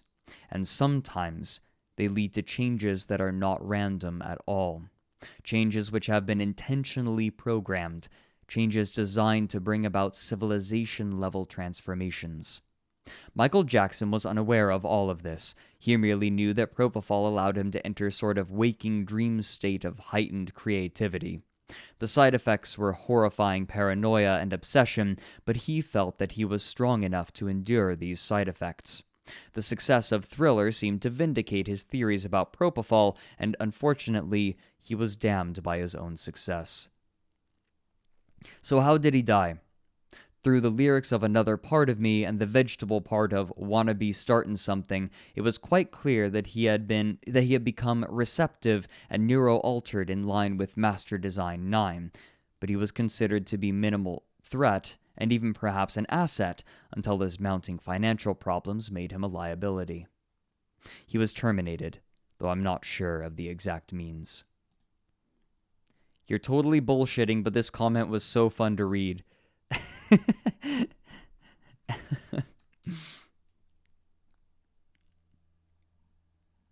And now we get a continuation of the magical space pussy. Does propofol exist? Let's find out. Propofol, marketed as Diprivan among other names, is a short-acting medication that results in a decreased level of consciousness and lack of memory for events. Its uses include the starting and maintenance of general anesthesia, sedation for mechanically ventilated adults. Oh, right. And procedural sedation. It is also used for status. What is this? Oh, to prevent seizures if other medications have not worked. It is given by injection into a vein. Interesting. MSP2, let's go. This is one of my favorites, I remember. I will always have a bag of these around. Do I get to see what this is? Whatever. It's not a big deal. I suppose it's time to tell you what was inside the magical space pussy. You can believe me or not. What do I care? I'm the guy who's been inside the magical space pussy. My life has been pretty much downhill since then. I mean, fuck Neil Armstrong, what did he see? A bunch of gray rocks? Big fucking deal. I saw a cooch growing out of the side of a canyon. Top that, NASA, you tang-drinking cocksuckers. Anyways, where was I? Ah, yes, Uncle Adolf. So I was living in Death Valley, hanging out with the Manson family, and Charlie kept mentioning this guy, Uncle Adolf, and I figured he's talking about Hitler because he's sort of into this white supremacy thing. But then I started realizing that he's talking about a guy who's still alive. Then one day, the guy showed up. They asked me to come over to their cabin, and this old guy was sitting there. White hair, deep tan, lined face, pale eyes. He introduced himself as Adolf, and he's got a German accent. He made no secret of the fact that he was an ex-Nazi. This made me nervous. That's kind of something you keep under your hat. He said he found Charlie at Berkeley, that Charlie was perfect for my purpose. I asked what his purpose was. He said, testing. I kind of shrugged because I didn't really give a shit about his little coy answer, and I got up to leave when this mongoloid motherfucker they call Clem punched me straight in the face, and suddenly I was on my ass. There were a couple girls there, and they jumped on me and held me down and tied my hands behind my back. If I had known what they had done to Sharon Tate, I would have been unspeakably terrified, but as it was, I was merely really, really scared. They tossed me into the back of the dune buggy and drove out into the desert. It was midday, and the sky was just one giant glare.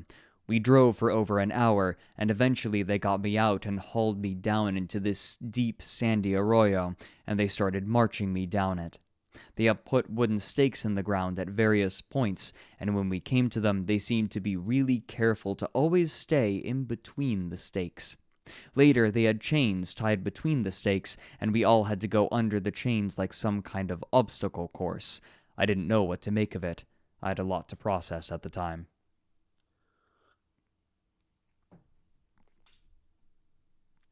I started to notice that the rock walls of the arroyo were abnormal. There were strange striations through the rock and what looked like the cross-sections of giant insect tunnels. I had never seen rocks like that. The whole thing was just very alien. Then I started to hear the screaming. Up ahead, I could hear people's voices, thousands of voices, all of them screaming and howling at once. Slowly, incredibly, the screaming changed into a kind of laughter, an insane laughter, giggles and chuckles and titters. I wondered if it was in my head, if I was so scared that my mind had cracked, or if they had dosed me with LSD or something. Finally, we went around a bend in the arroyo, and, well, there it was. They said it would be a pussy, and I guess it kind of looked like one. Maybe after some kind of drastic dildo mishap, it was just flesh. Wrinkled, lobed, flabby flesh, growing out of the rock like mold or something. It had hair and pores and freckles. Some of it was pale, some of it was black. It was taller than me, and in the center there was an opening, pink and wet, like a pussy. The Kraut told me he wanted to see its level of development. He took a revolver from one of the girls and pointed it at my face and told me to walk inside. It was either get shot or go into the big, mangled pussy. It was honestly a tough choice. There was something completely fucked up, completely not right about the thing. Something in my bones told me not to go into it, not to go near it, to just take the bullet to the head. But I figured maybe I could go in just a little bit and then wait for them to leave and get the hell out of there. Not a great plan, but the best I could come up with. So I went in. The entrance was barely wide enough to slip into. All I could see was glistening pink flesh ahead. There was this sound like laughter, and then screaming, and then laughter that was coming from deep inside. The walls were blood warm on my shoulders, and the smell was, well, what you might expect, not great. Let's just say it was not great. I pushed forward and the walls kind of gave way, and I found myself moving through this slimy, suffocating flesh, and I'm starting to panic because my hands are still tied behind my back, and I'm feeling like I'm about to choke on this stuff, and the walls are moving, like pulsating. I feel like I'm being digested. Then suddenly, I'm pushed through into this kind of chamber. Talk about out of the frying pan and into the fire. The chamber was just a nightmare. I mean, I've just never seen that. It was unholy.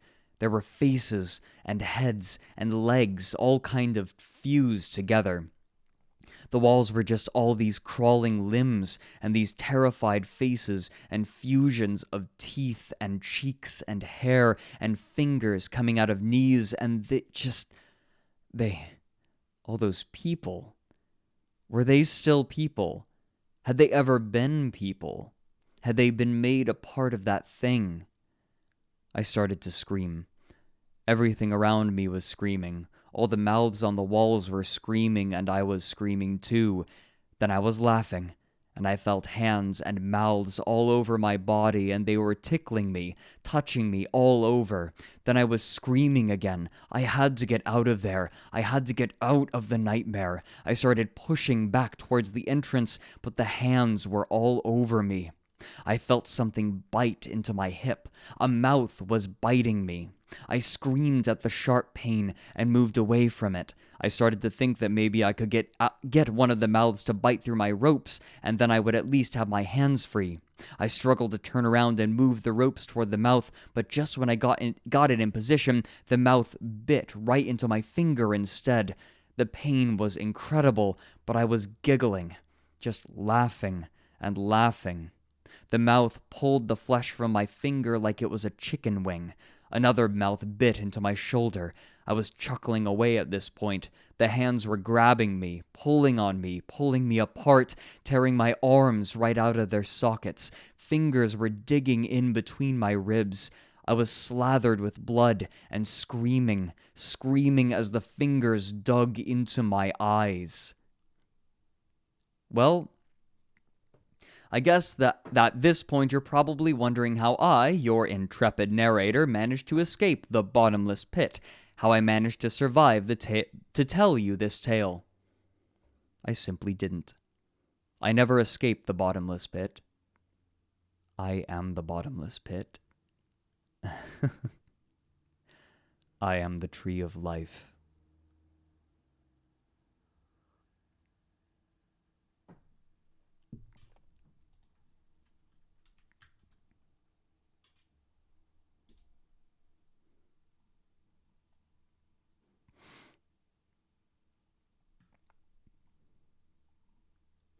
By the way, I'm going to close this up in about 15 minutes. I noticed someone saying, "Could you please censor the swears?" If the worst part of this to you is the swears, maybe you want to re-examine your priorities? We'll keep going with this for about 15 more minutes and then we'll call it. Otherwise, I'm going to get interrupted by trick-or-treaters, probably. I don't know. We'll find out.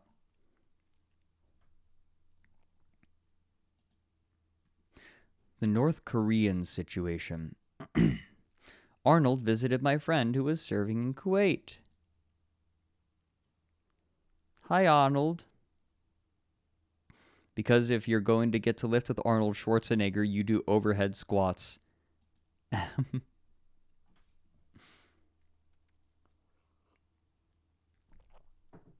Oh, that was the joke, haha. Okay.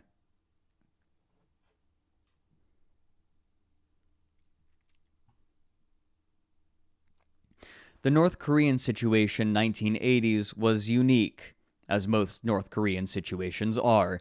They built something he haven't... Okay, I'm going to fix this. They built something he hadn't seen before or since. An independent flesh interface of enormous size and power, but within a contained incident zone and no metallic cylinders. We detected it via the cosmic ray information signature, which was concentrated on a secure, shielded facility outside the Hwasong prison camp. This was a huge underground facility which they had been constructing for over a decade. We anticipated that they would construct a portal-level interface and were fully prepared to bomb it before it became uncontained. What we didn't expect is that it would achieve level 7 cosmic transmission rates without all the other normal signs of full-fledged portal. We considered bombing it anyways, or using our brilliant Pebbles kinetic orbital strike system, but instead, we managed to get 2 agents into the facility to take a look at it. They achieved high-level security clearance and found that the Koreans were using the flesh interface as an information processing facility. This was quite novel, as we had always considered it to be a potential weapon system. Our curiosity was truly piqued. Clearly, the Norks knew something we didn't. Unfortunately, our agents weren't able to access the enormous mainframe chamber which actually housed the interface. All they knew was that it was in a huge chamber full of temperature-regulated water. We instructed them to breach the chamber and get a look at it, then send us the data by satellite. We knew full well that it would probably cost them their lives, but we pumped them up with a lot of do-it-for-the-planet rhetoric. So, one night, they put on dive suits and went into the chamber. It was basically like a huge lake contained within a massive, darkened steel box. Imagine a flooded warehouse with endless rows of dim ceiling lights shining down on rippling black water. They jumped into the water, and pretty quickly they picked up some interesting audio signals with varying frequencies, a kind of squeaking, mewling sound. They recognized the sound for what it was right away, but had a hard time believing it. Whale songs. The chamber contained several adult humpback whales.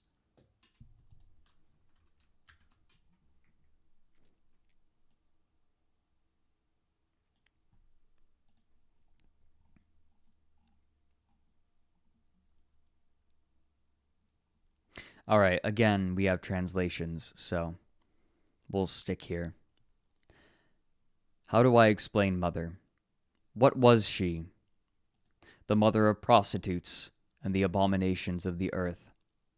I used to lie in my bed, the blinds pulled against the summer sunlight, listening to the sounds of other kids playing outside.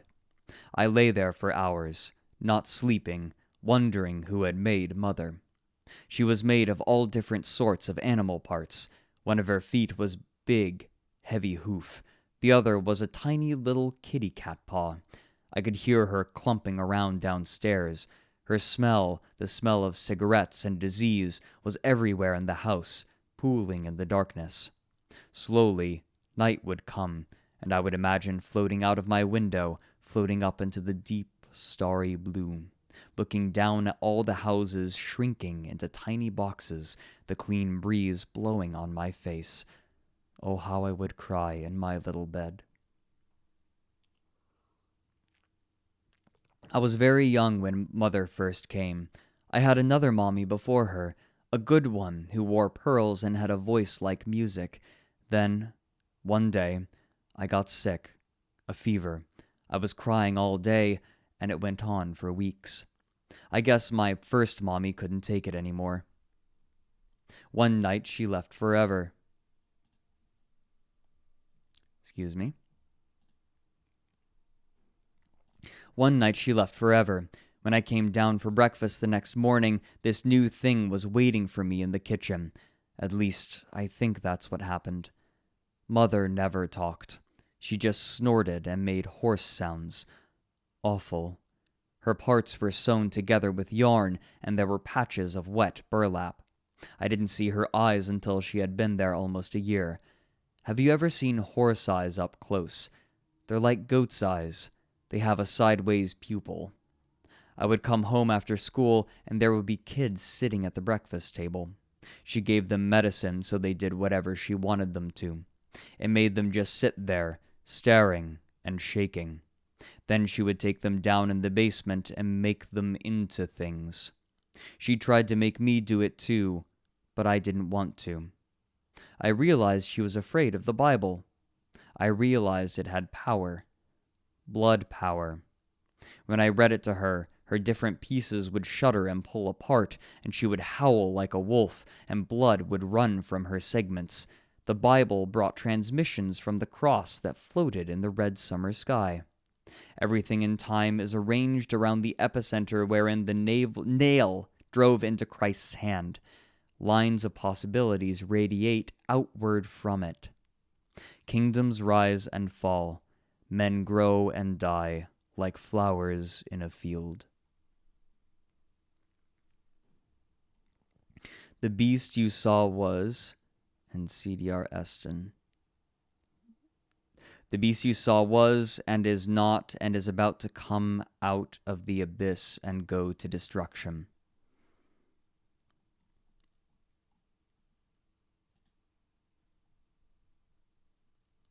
In response to airplane crashes into tree. So 2 of our agents had breached the underwater chamber containing the North Korean flesh interface and found nothing but several humpback whales. Now this was a head-scratcher. We knew it was a flesh interface because it was receiving information-rich rays coming from outer space, yet how could it be taking the form of humpback whales? All previous interfaces had taken on a decidedly less conventional form. Well, our agents decided to get a closer look. There were 3 whales, 2 adults and a calf. They appeared normal in every respect, though it was difficult to get a close look at them. They seemed to be in quite a bit of distress, though the agents were not biologists and had a limited understanding of what whale distress looks like. The agents noticed some very loud, low-frequency percussive sounds coming from the bottom of the chamber, which was entirely hidden in darkness. So they headed towards the bottom, a distance of several stories. There they shined their lights around and made a fairly alarming discovery. Bones. Enormous curving rib bones and jaw bones and vertebrae. They were apparently whale bones. They also noticed a large circular gate on the floor of the chamber, which was closed at the time. At this point, one of the agents began to panic. He had come to the conclusion that the whales were not the interface itself, but were merely food for the interface, which was perhaps being held in another chamber below this one. There were some problems with this theory. Why use whales, a fairly rare and very difficult animal to corral, when they could just use a large amount of smaller fish? Well, it was all just speculation. The agents quickly swam out of the chamber and never found out what was behind the gate, if anything. Later gave us some very, very valuable information on the facility's information processing capabilities, which were staggering and quite appealing to imagine in the hands of a regime such as the DPRK. Since there was no incident zone and segmentation wasn't an issue, we were able to solve the problem quite neatly by releasing a nerve agent into the water chamber. The cosmic ray download stopped shortly thereafter, indicating success, though it did result in the loss of both agents and a major loss of life at the facility overall. Anyway, that was our first encounter with a MBIS, Massive Biological Information System, and a near encounter with what we could later come call a skin ship. That was weird. Its destruction has allowed for the continued validity of prime number-based encryption systems, though some of the secrets uncovered by the DPRK during that time have forced us into the unpleasant position of supporting the regime. Blackmail, basically. 5 more minutes. Okay. We might have to go a little overtime to read this whole thing, but we will finish this next one. Last post, everyone. In reply, and we've come to r/aw. This is adorable.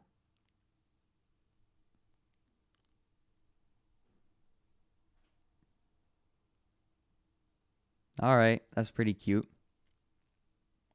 Mother Horse Eyes replies, "Last night I dreamt I was a dog. I lived on a fairly small farm somewhere on the American frontier, back in the time of plow mules and butter churns. It was one of those long dreams that feels like an entire lifetime. I remember the end of the dream with an awful clarity, but the beginning seems like something that happened many years ago. The first images are vivid, but disjointed. I recall the shape of my master walking against the sunlight overhead, the smell of his leather boots, the shadows at the edge of the forest, a little pigtailed girl hugging me, fresh mud in the spring, warm floorboards in the winter. Everything had a peaceful storybook quality to it, except one thing. Sometimes, late at night, I heard singing. It came from outside, out there in the far distance, from somewhere in the deep forest beyond the boundaries of my world. Some nights it was one voice, but usually it was many, singing a strange, aching song. It sounded like a haunted crying. When I was little, I had whimpered and cried like this to my mother, but who was crying out there in the night? What kind of dark mother was listening? When I first heard the singing, I was filled with a blood dread. The hair on my back bristled, and I growled and barked at the darkness. Even after the night finally went silent, I trotted around for hours in vigilant anger. Later, as I heard it more often, I learned to accept it with a sullen unease. Of course, this singing was the sound of wolves howling, but I didn't know this in the dream. In the dream, I'd never seen a wolf in my life. One winter, I began to see them prowling in the woods. To me, they were ghost dogs, shadows sneaking between trees, eyes glinting in the twilight. I growled and barked at them, but didn't pursue. For several months, they never encroached on my world. They finally came on a late winter's evening. The sun had sunk into an orange glow beyond the edge of the world. The family was in the cabin, and I was out trotting through the snow, anxious to get back to them because I knew food would be coming soon. Then, atop a small hill by the apple tree, an apparition. My body snapped to attention, and I growled, the hairs on my back standing on end. It was a wolf, just a stone's throw from me, its silvery coat half lit in the dying light of day. It came toward me in a sleek, soundless jaunt. I barked and snapped at the air. It slowed and stopped just beyond my lunging distance. Now, crazed with fear and anger, I saw that it was a large female, healthy, well-fed, with a gorgeous coat, misty gray, the color of snow seen at a winter's distance. Its smell was alien, confusing, but laced with a clear and potent confidence, a supreme assuredness. Indeed, it did not seem to be afraid of me at all, nor did it threaten. Its mouth hung slack, and steam issued from its muzzle in steady, happy puffs. This calmed me for a moment, and in the next moment redoubled my anger. I growled from the deepest, most murderous part of my dog self. It spoke to me. Its mouth didn't move, and there was no sound, but by the logic of the dream, it spoke to me, a clear, dignified voice. "Hello, child." I snarled at it. It took another step forward, and its eyes caught the last of the sunlight, glowing in a fantastic array of yellows. Those eyes, rimmed in jet black like mascara, projected a powerful allure, an otherworldly glamour. "You bark and snarl, but look at my face. Am I not of your kind?" it asked. I could not answer. I could only growl softly. "Is my face not like your mother's? Do you remember her?" The sudden scent of distant memory came to me, and I felt a pang of loneliness. I had not seen my mother or any other dog since I was small. Since I had come to the farm, my only family had been the people I lived with, and a few of the more tolerant pigs. I searched now for dim, fragrant memories of my mother. I felt her huge, bristled muzzle licking at my face. I saw her giant, sweeping legs as I followed them through high fields. She had seemed taller than a horse then. I remember the softness of her teats, feeding from them with my brothers and sisters. What had become of my family? I had spent every day with them, and then one day, all gone. The wolf paced back and forth now, keeping a small distance from me, its eyes ranging over the farm. Again I saw some strange, haunting glamour in them, something that glittered with secret, distant power. "The people in that house, they're not your family. We are. We share ancient blood," it said, its voice deep and resounding with the rhythm of wisdom. My master had a voice like this, but it didn't have the total authority of this alpha female's. I saw with alarm two dark shapes come over the hill by the apple tree. More wolves, moving silent with heads lowered. I barked at them. "You hate us and love them. But do they love you? What are you to them? Aren't you the lowest of the low, always getting the last of the food, the smallest scraps? Imagine living differently. Imagine taking your own food, killing, drinking lifeblood, being master over others." The two other wolves slunk down the hill. The skin on my back tightened again, but the strange hypnotic power of the alpha wolf held me still. "You could leave this house and come with us. We range the forests. We've seen rivers wider than this whole valley, mountains that go up into the clouds, lakes with no end but the end of the world, places with no houses or men at all. You could be with us. We could be your brothers and sisters." The other two wolves came closer. They were unmistakably females, both young and well-muscled. Their confidence was not as absolute as the alpha wolf's, but they showed no fear as they came to me. I smelled on them a strange loathing, a deep winter's desire for warmth. The alpha wolf stepped closer, close enough that her steaming breath tickled my nose. Her eyes danced with cold, burning light, and she spoke in a voice that made my blood hum. "Outside your life waits everything you've never known," she said. "There are worlds, child. There are ecstasies." I then recognized the allure that lit her eyes, the unspeakable longing that glimmered in their depths. It had seemed this whole time to be some fantastic, alien desire, reaching out to me from a distant world. Perhaps it truly was, but more simply than this, it was hunger. Plain hunger. That ancient, unsleeping hunger, older than the first furred thing that ever gave rise to the races of dogs and wolves and men. Hunger had brought this wolf across rivers and mountains and endless frozen plains to meet me in that moment. I can still see her face, the final image of the dream before the other wolves tore into me, and I died, and I awoke. Her face with eyes that spoke of open loneliness, her face so noble and gentle and motherly, her face as beautiful and ancient as the stars.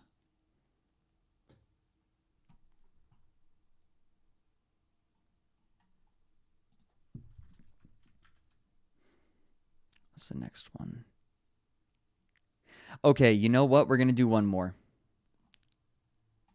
One more.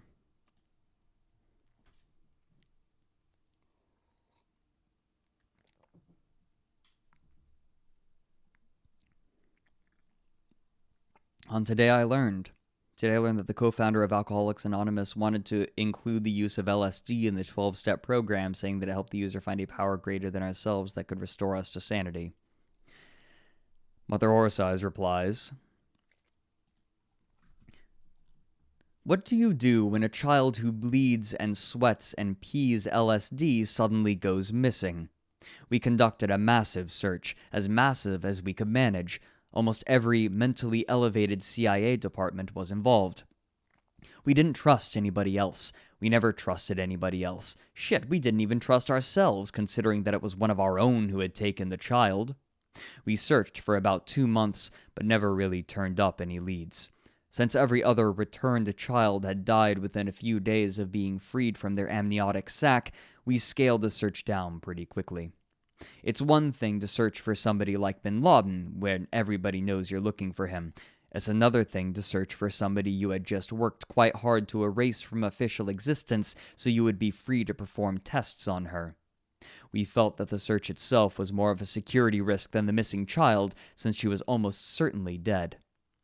There was also a feeling that maybe it was for the best. Maybe she would survive. Maybe she would have a happy life. Maybe it was best not to know her fate. But then, about 7 years later, we learned what happened." If you'll allow me to wax philosophical for a moment, I'd like to quote a poem by Aeschylus that I've actually never read. "Even in our sleep, pain which cannot forget falls..." Okay. "Even in our sleep, pain which cannot forget falls drop by drop upon the heart, until, in our own despair, against our will, comes wisdom through the awful grace of God." While I'm no literary scholar, I believe this means learning can hurt sometimes. So she had survived. Her genes came up in our program to collect a global genetic snapshot, a total boondoggle, by the way. So where was she? In some Russian laboratory? Living out in the jungle, being worshipped as a god by some doomsday cult like Johnny Hutu? Floating through space in a bubble to Jupiter and beyond? Estonia. She was found in Estonia, in a Swedish-speaking village on the island of Hiiumaa. She was living a normal life. Apparently, the issue with the bio-LSD had resolved itself after detachment from the placenta, otherwise anybody who got a kiss from her would have found themselves going on a very strange journey. She was about 13 years old at this point, and had survived travel far longer than any other child. This meant she was an asset we absolutely had to obtain.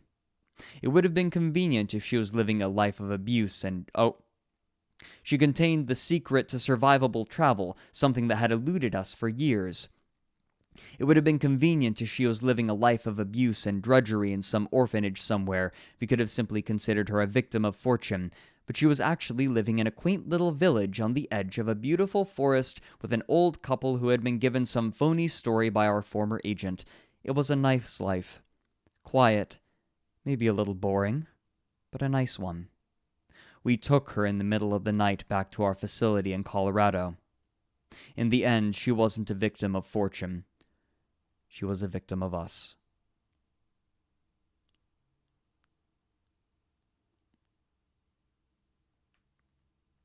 And that's all we're going to do for tonight.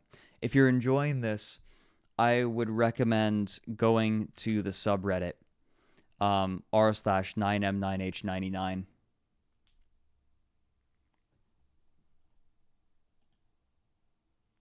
As a researcher, you never want to watch a stream of anyone doing research. You really don't want to watch me doing research. It's boring.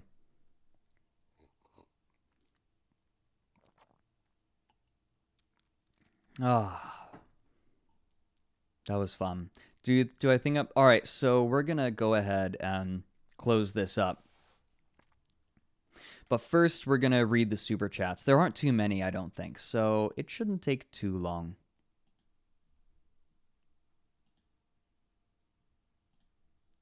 Let me see real quick.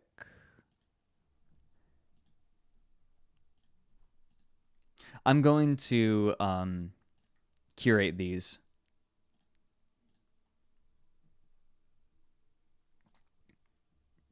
I don't want to end up in a situation where somebody like wrote something really awful and then I'm like showing it on stream. Give me a second.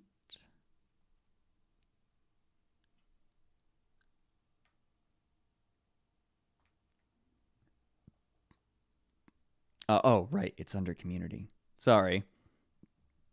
I totally know how to use the dashboard. Don't even worry about it. All right.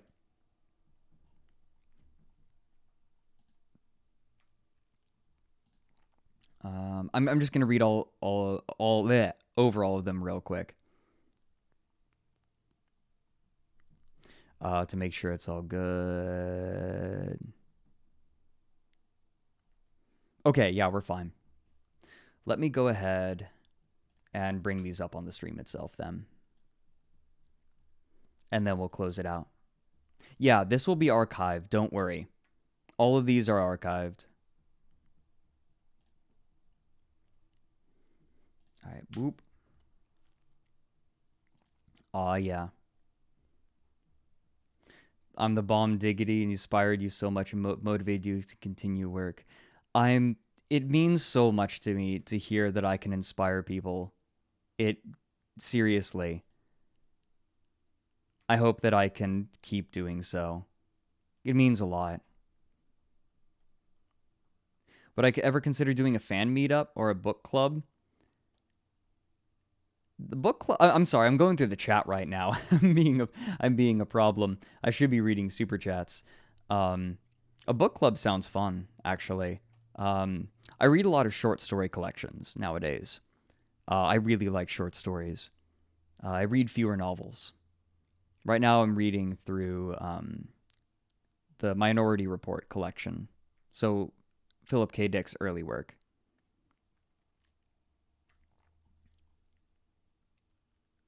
All right, we're going to go up through all the super chats real quick. First off, the Bone Zone. You're like lawful good Mr. Medicare. You know what? I'll take it. Oh, someone's asking in chat when the next Down the Rabbit Hole is.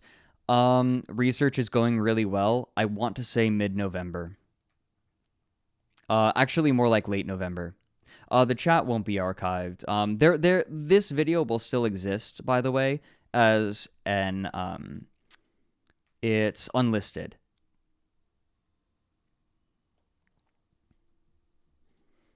But then it'll be re-uploaded to my secondary channel because chats can get kind of crazy, and I'm just like, I don't want to deal with it.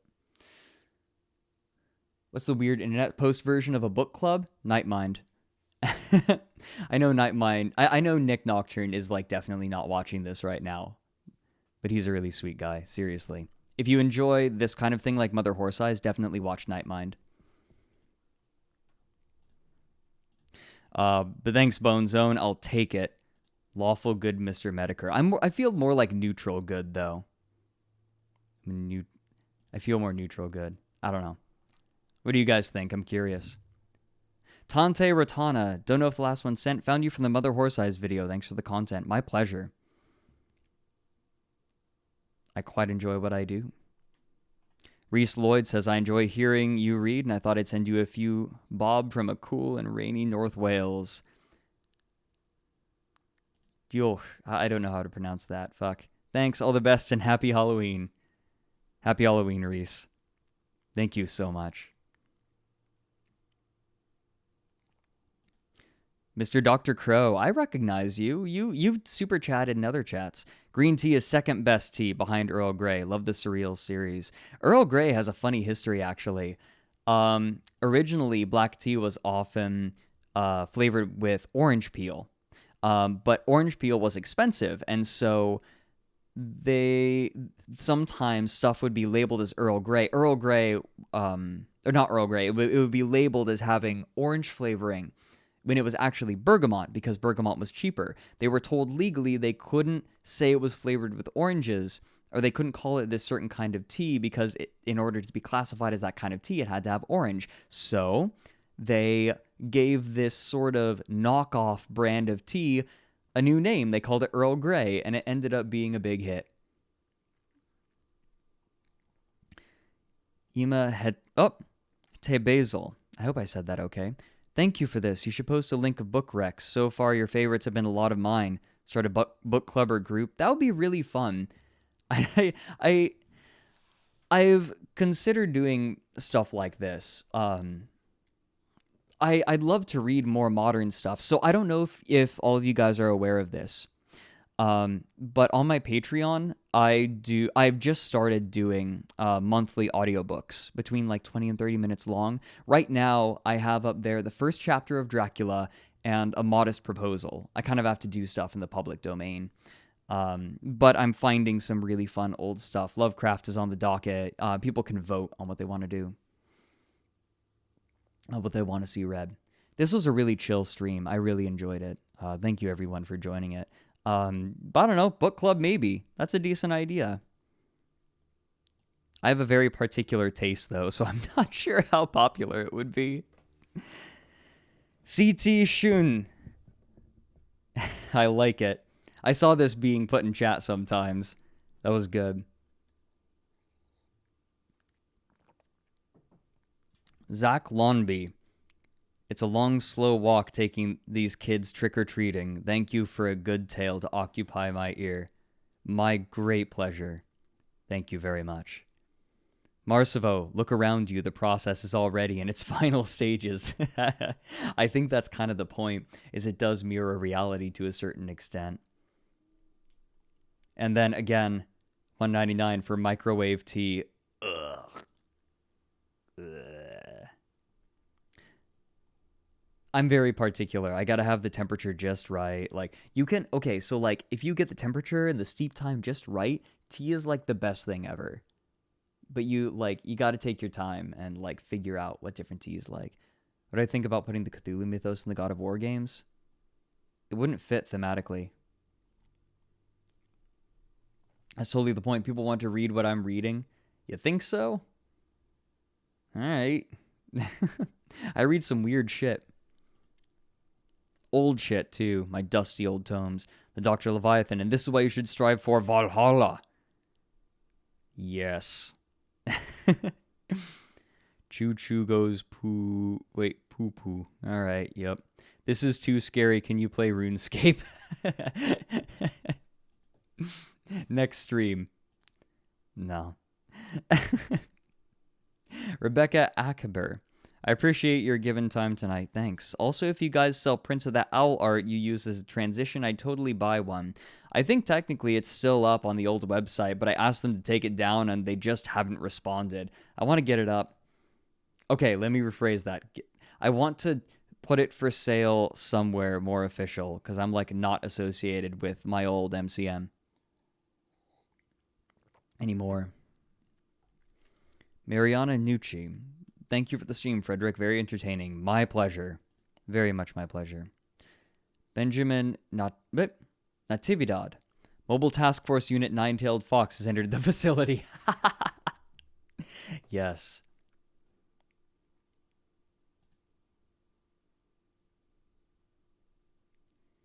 What do I think of Atreus or Boy? I think that Boy is good. I think that the relationship between the two characters was really, really good. Space Cowboy. Hey, Frederick, have you heard about the tragedy of Thomas Camprock the King? I have not. I'll take a note of it.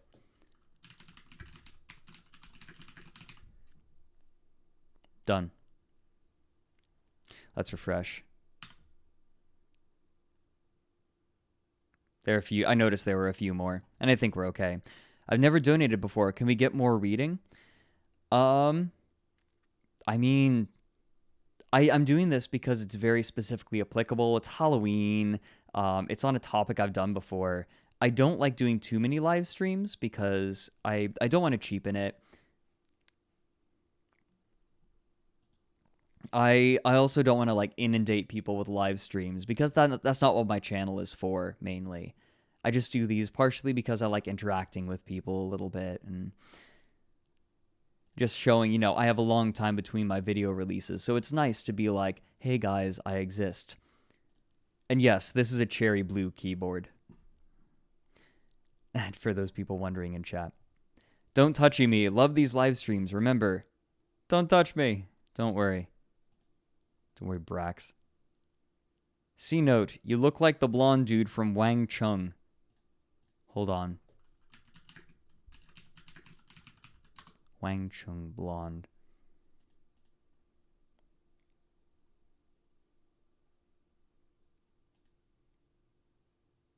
Oh, thanks. He's a pretty handsome fella, I think. I've never been good at picking out that kind of thing. All right. Hey, all right. So by the way, the new candy bowl on Nightmind is up. So if you're interested, you might want to pop over and look at that. Rebecca Akaber, again, down the rabbit hole idea, $1 Million Extreme / World Peace / Sam Hyde, anything in that field. If I were to do it, I'd want to see if I can do it like in conjunction with Nightmind on his channel. By the way, if I do a crossover from now on, it's going to be on other people's channels. My channel is just going to be for me doing Down the Rabbit Hole, and anything else would just be interviews. And I'm going to stay as I'm going to be the sole narrator from now on. What's up? I saw there were a couple more. Lock Robster. This has been a comfy stream despite how eerie these stories are. I'm so glad. I really like I'm sorry. I'll keep going until I notice nobody's like super chatted anymore. I just don't want people to super chat and be like, "Lol, stream's done." I'm so glad though. I have sometimes I have a few friends that have trouble sleeping, and sometimes I'll read them to sleep. I'm going through The Hobbit with one of them, and it's really cozy. I like knowing that I can help people fall asleep. Miles Colculo says, I ended up listening to this while in class. Yes, I remember you were saying, I'm going to skip out on your psychology class, and I said, don't do that. Yeah, I remember. I dipped out halfway through because psych class became political way too quickly. More your taste, gotcha. Plus the notes are online. Aha, I gotcha. I getcha. Okay. Well, I'm glad that I could make your psychology class a little bit more bearable. And I think that's it. All right. Thank you very much, everyone, for joining. I had a lot of fun doing this. It's cozy. And I think it's a lot of fun. I'm glad that people enjoy it so much, is what I'm trying to say. Oh, and I can see this one in chat. Keep donating to keep stream up. Love your voice.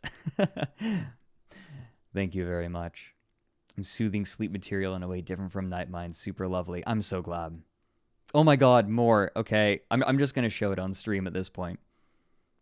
I'm glad that I can see all of them now. It doesn't limit it. Okay, wait, it wasn't limiting it before, right? I hate how it doesn't pin anything below $5. It's so stupid. Hi, Dritholden. How you doing? Dritholden's been around a long time. He'd watch my Twitch streams. I need to stream more on Twitch. It's fun. Rustic Ghost. Hi. I said hi in the chat here. Rustic Ghost says, hey, Fred, just wanted to say thanks for the great stream. You've made my monotonous work shift that much more bearable. Very much my pleasure. I really enjoy doing these. I like reading, especially when I can do it in a lower tone of voice, and I don't have to do a ton of different voices. I like reading this kind of prose. Austin Winninger asks, what YouTube channels would you recommend for content similar to yours? In terms of video essays, Joseph Anderson is an underrated channel. There are a lot of underrated channels. Let me just go through my subscriptions real quick. Hold on. I can do this. Why is it so hard to get... Okay, here we go. So for stuff like me, Nightmind, obviously. Quentin Reviews has a good series on the Fallen Titans. R. White Goose is really good for speedrunning content. He's a lot of fun.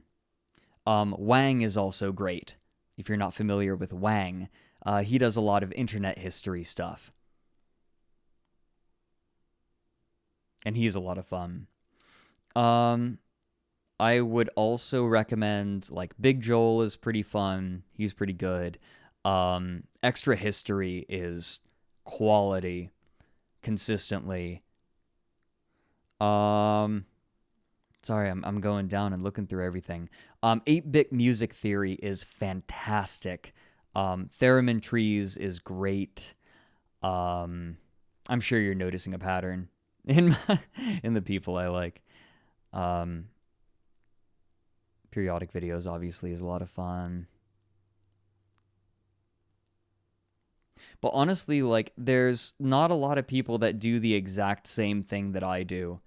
It's a little rough, like, because most of these people are video essayists. They're not really, like, documentarians in the same way that I am. I'd say, like, the closest thing I could say to what I am is, like, documentarian who so happens to upload his stuff onto YouTube. YouTube is just more of a convenient thing for me. Defunct Land is also fantastic.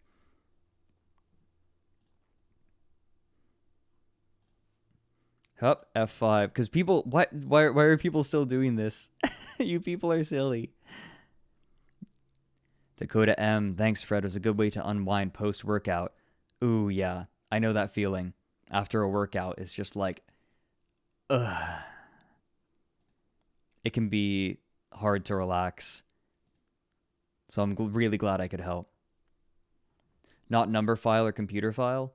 There are plenty of channels that I'm going to miss. I'm just skimming over my subs. Summoning Salt's also good. Like, I'm not saying, like, the people I'm noting are not like, oh, these are the best. These are just, like, the people I'm noticing. There are plenty of good channels that I haven't subbed to or haven't gotten the chance to watch. I know that there's an assumption that, like, if someone does a certain thing, that they're familiar with, like, everyone in it, and that's definitely not the case. There are game devs that haven't played most games. Like, you know, no game dev has played most games. It's like I only have so much time. Most of my time is spent making rather than watching, which kind of is sad, but. Then CT Shum, what about some movie recs? My favorite movie is Brazil. I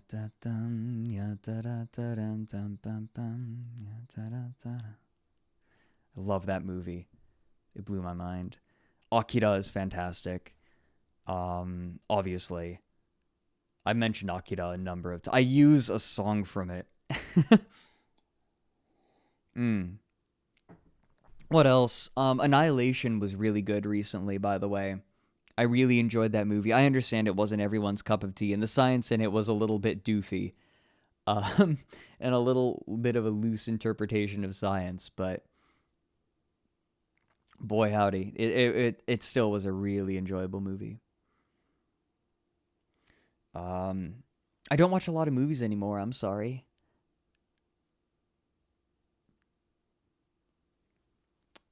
Yeah, sorry, Niglavusser, you missed it. All right, we'll do one more. I see. Yeah, Mr. Dr. Crow. Again, dude. You all are way too nice to me. Seriously. If you like history, check out The Great War and World War II in real time. Yeah, I keep meaning to check out The Great War, and for some reason I just fucking don't. I actually might do that, like, tonight or tomorrow. Something like that. Sometime in the near future. All right. Thank you very much, everyone. This is where I'm going to call it. Bam. Done. I hope everyone was able to enjoy it. I had a good time doing it. I'll see you all later.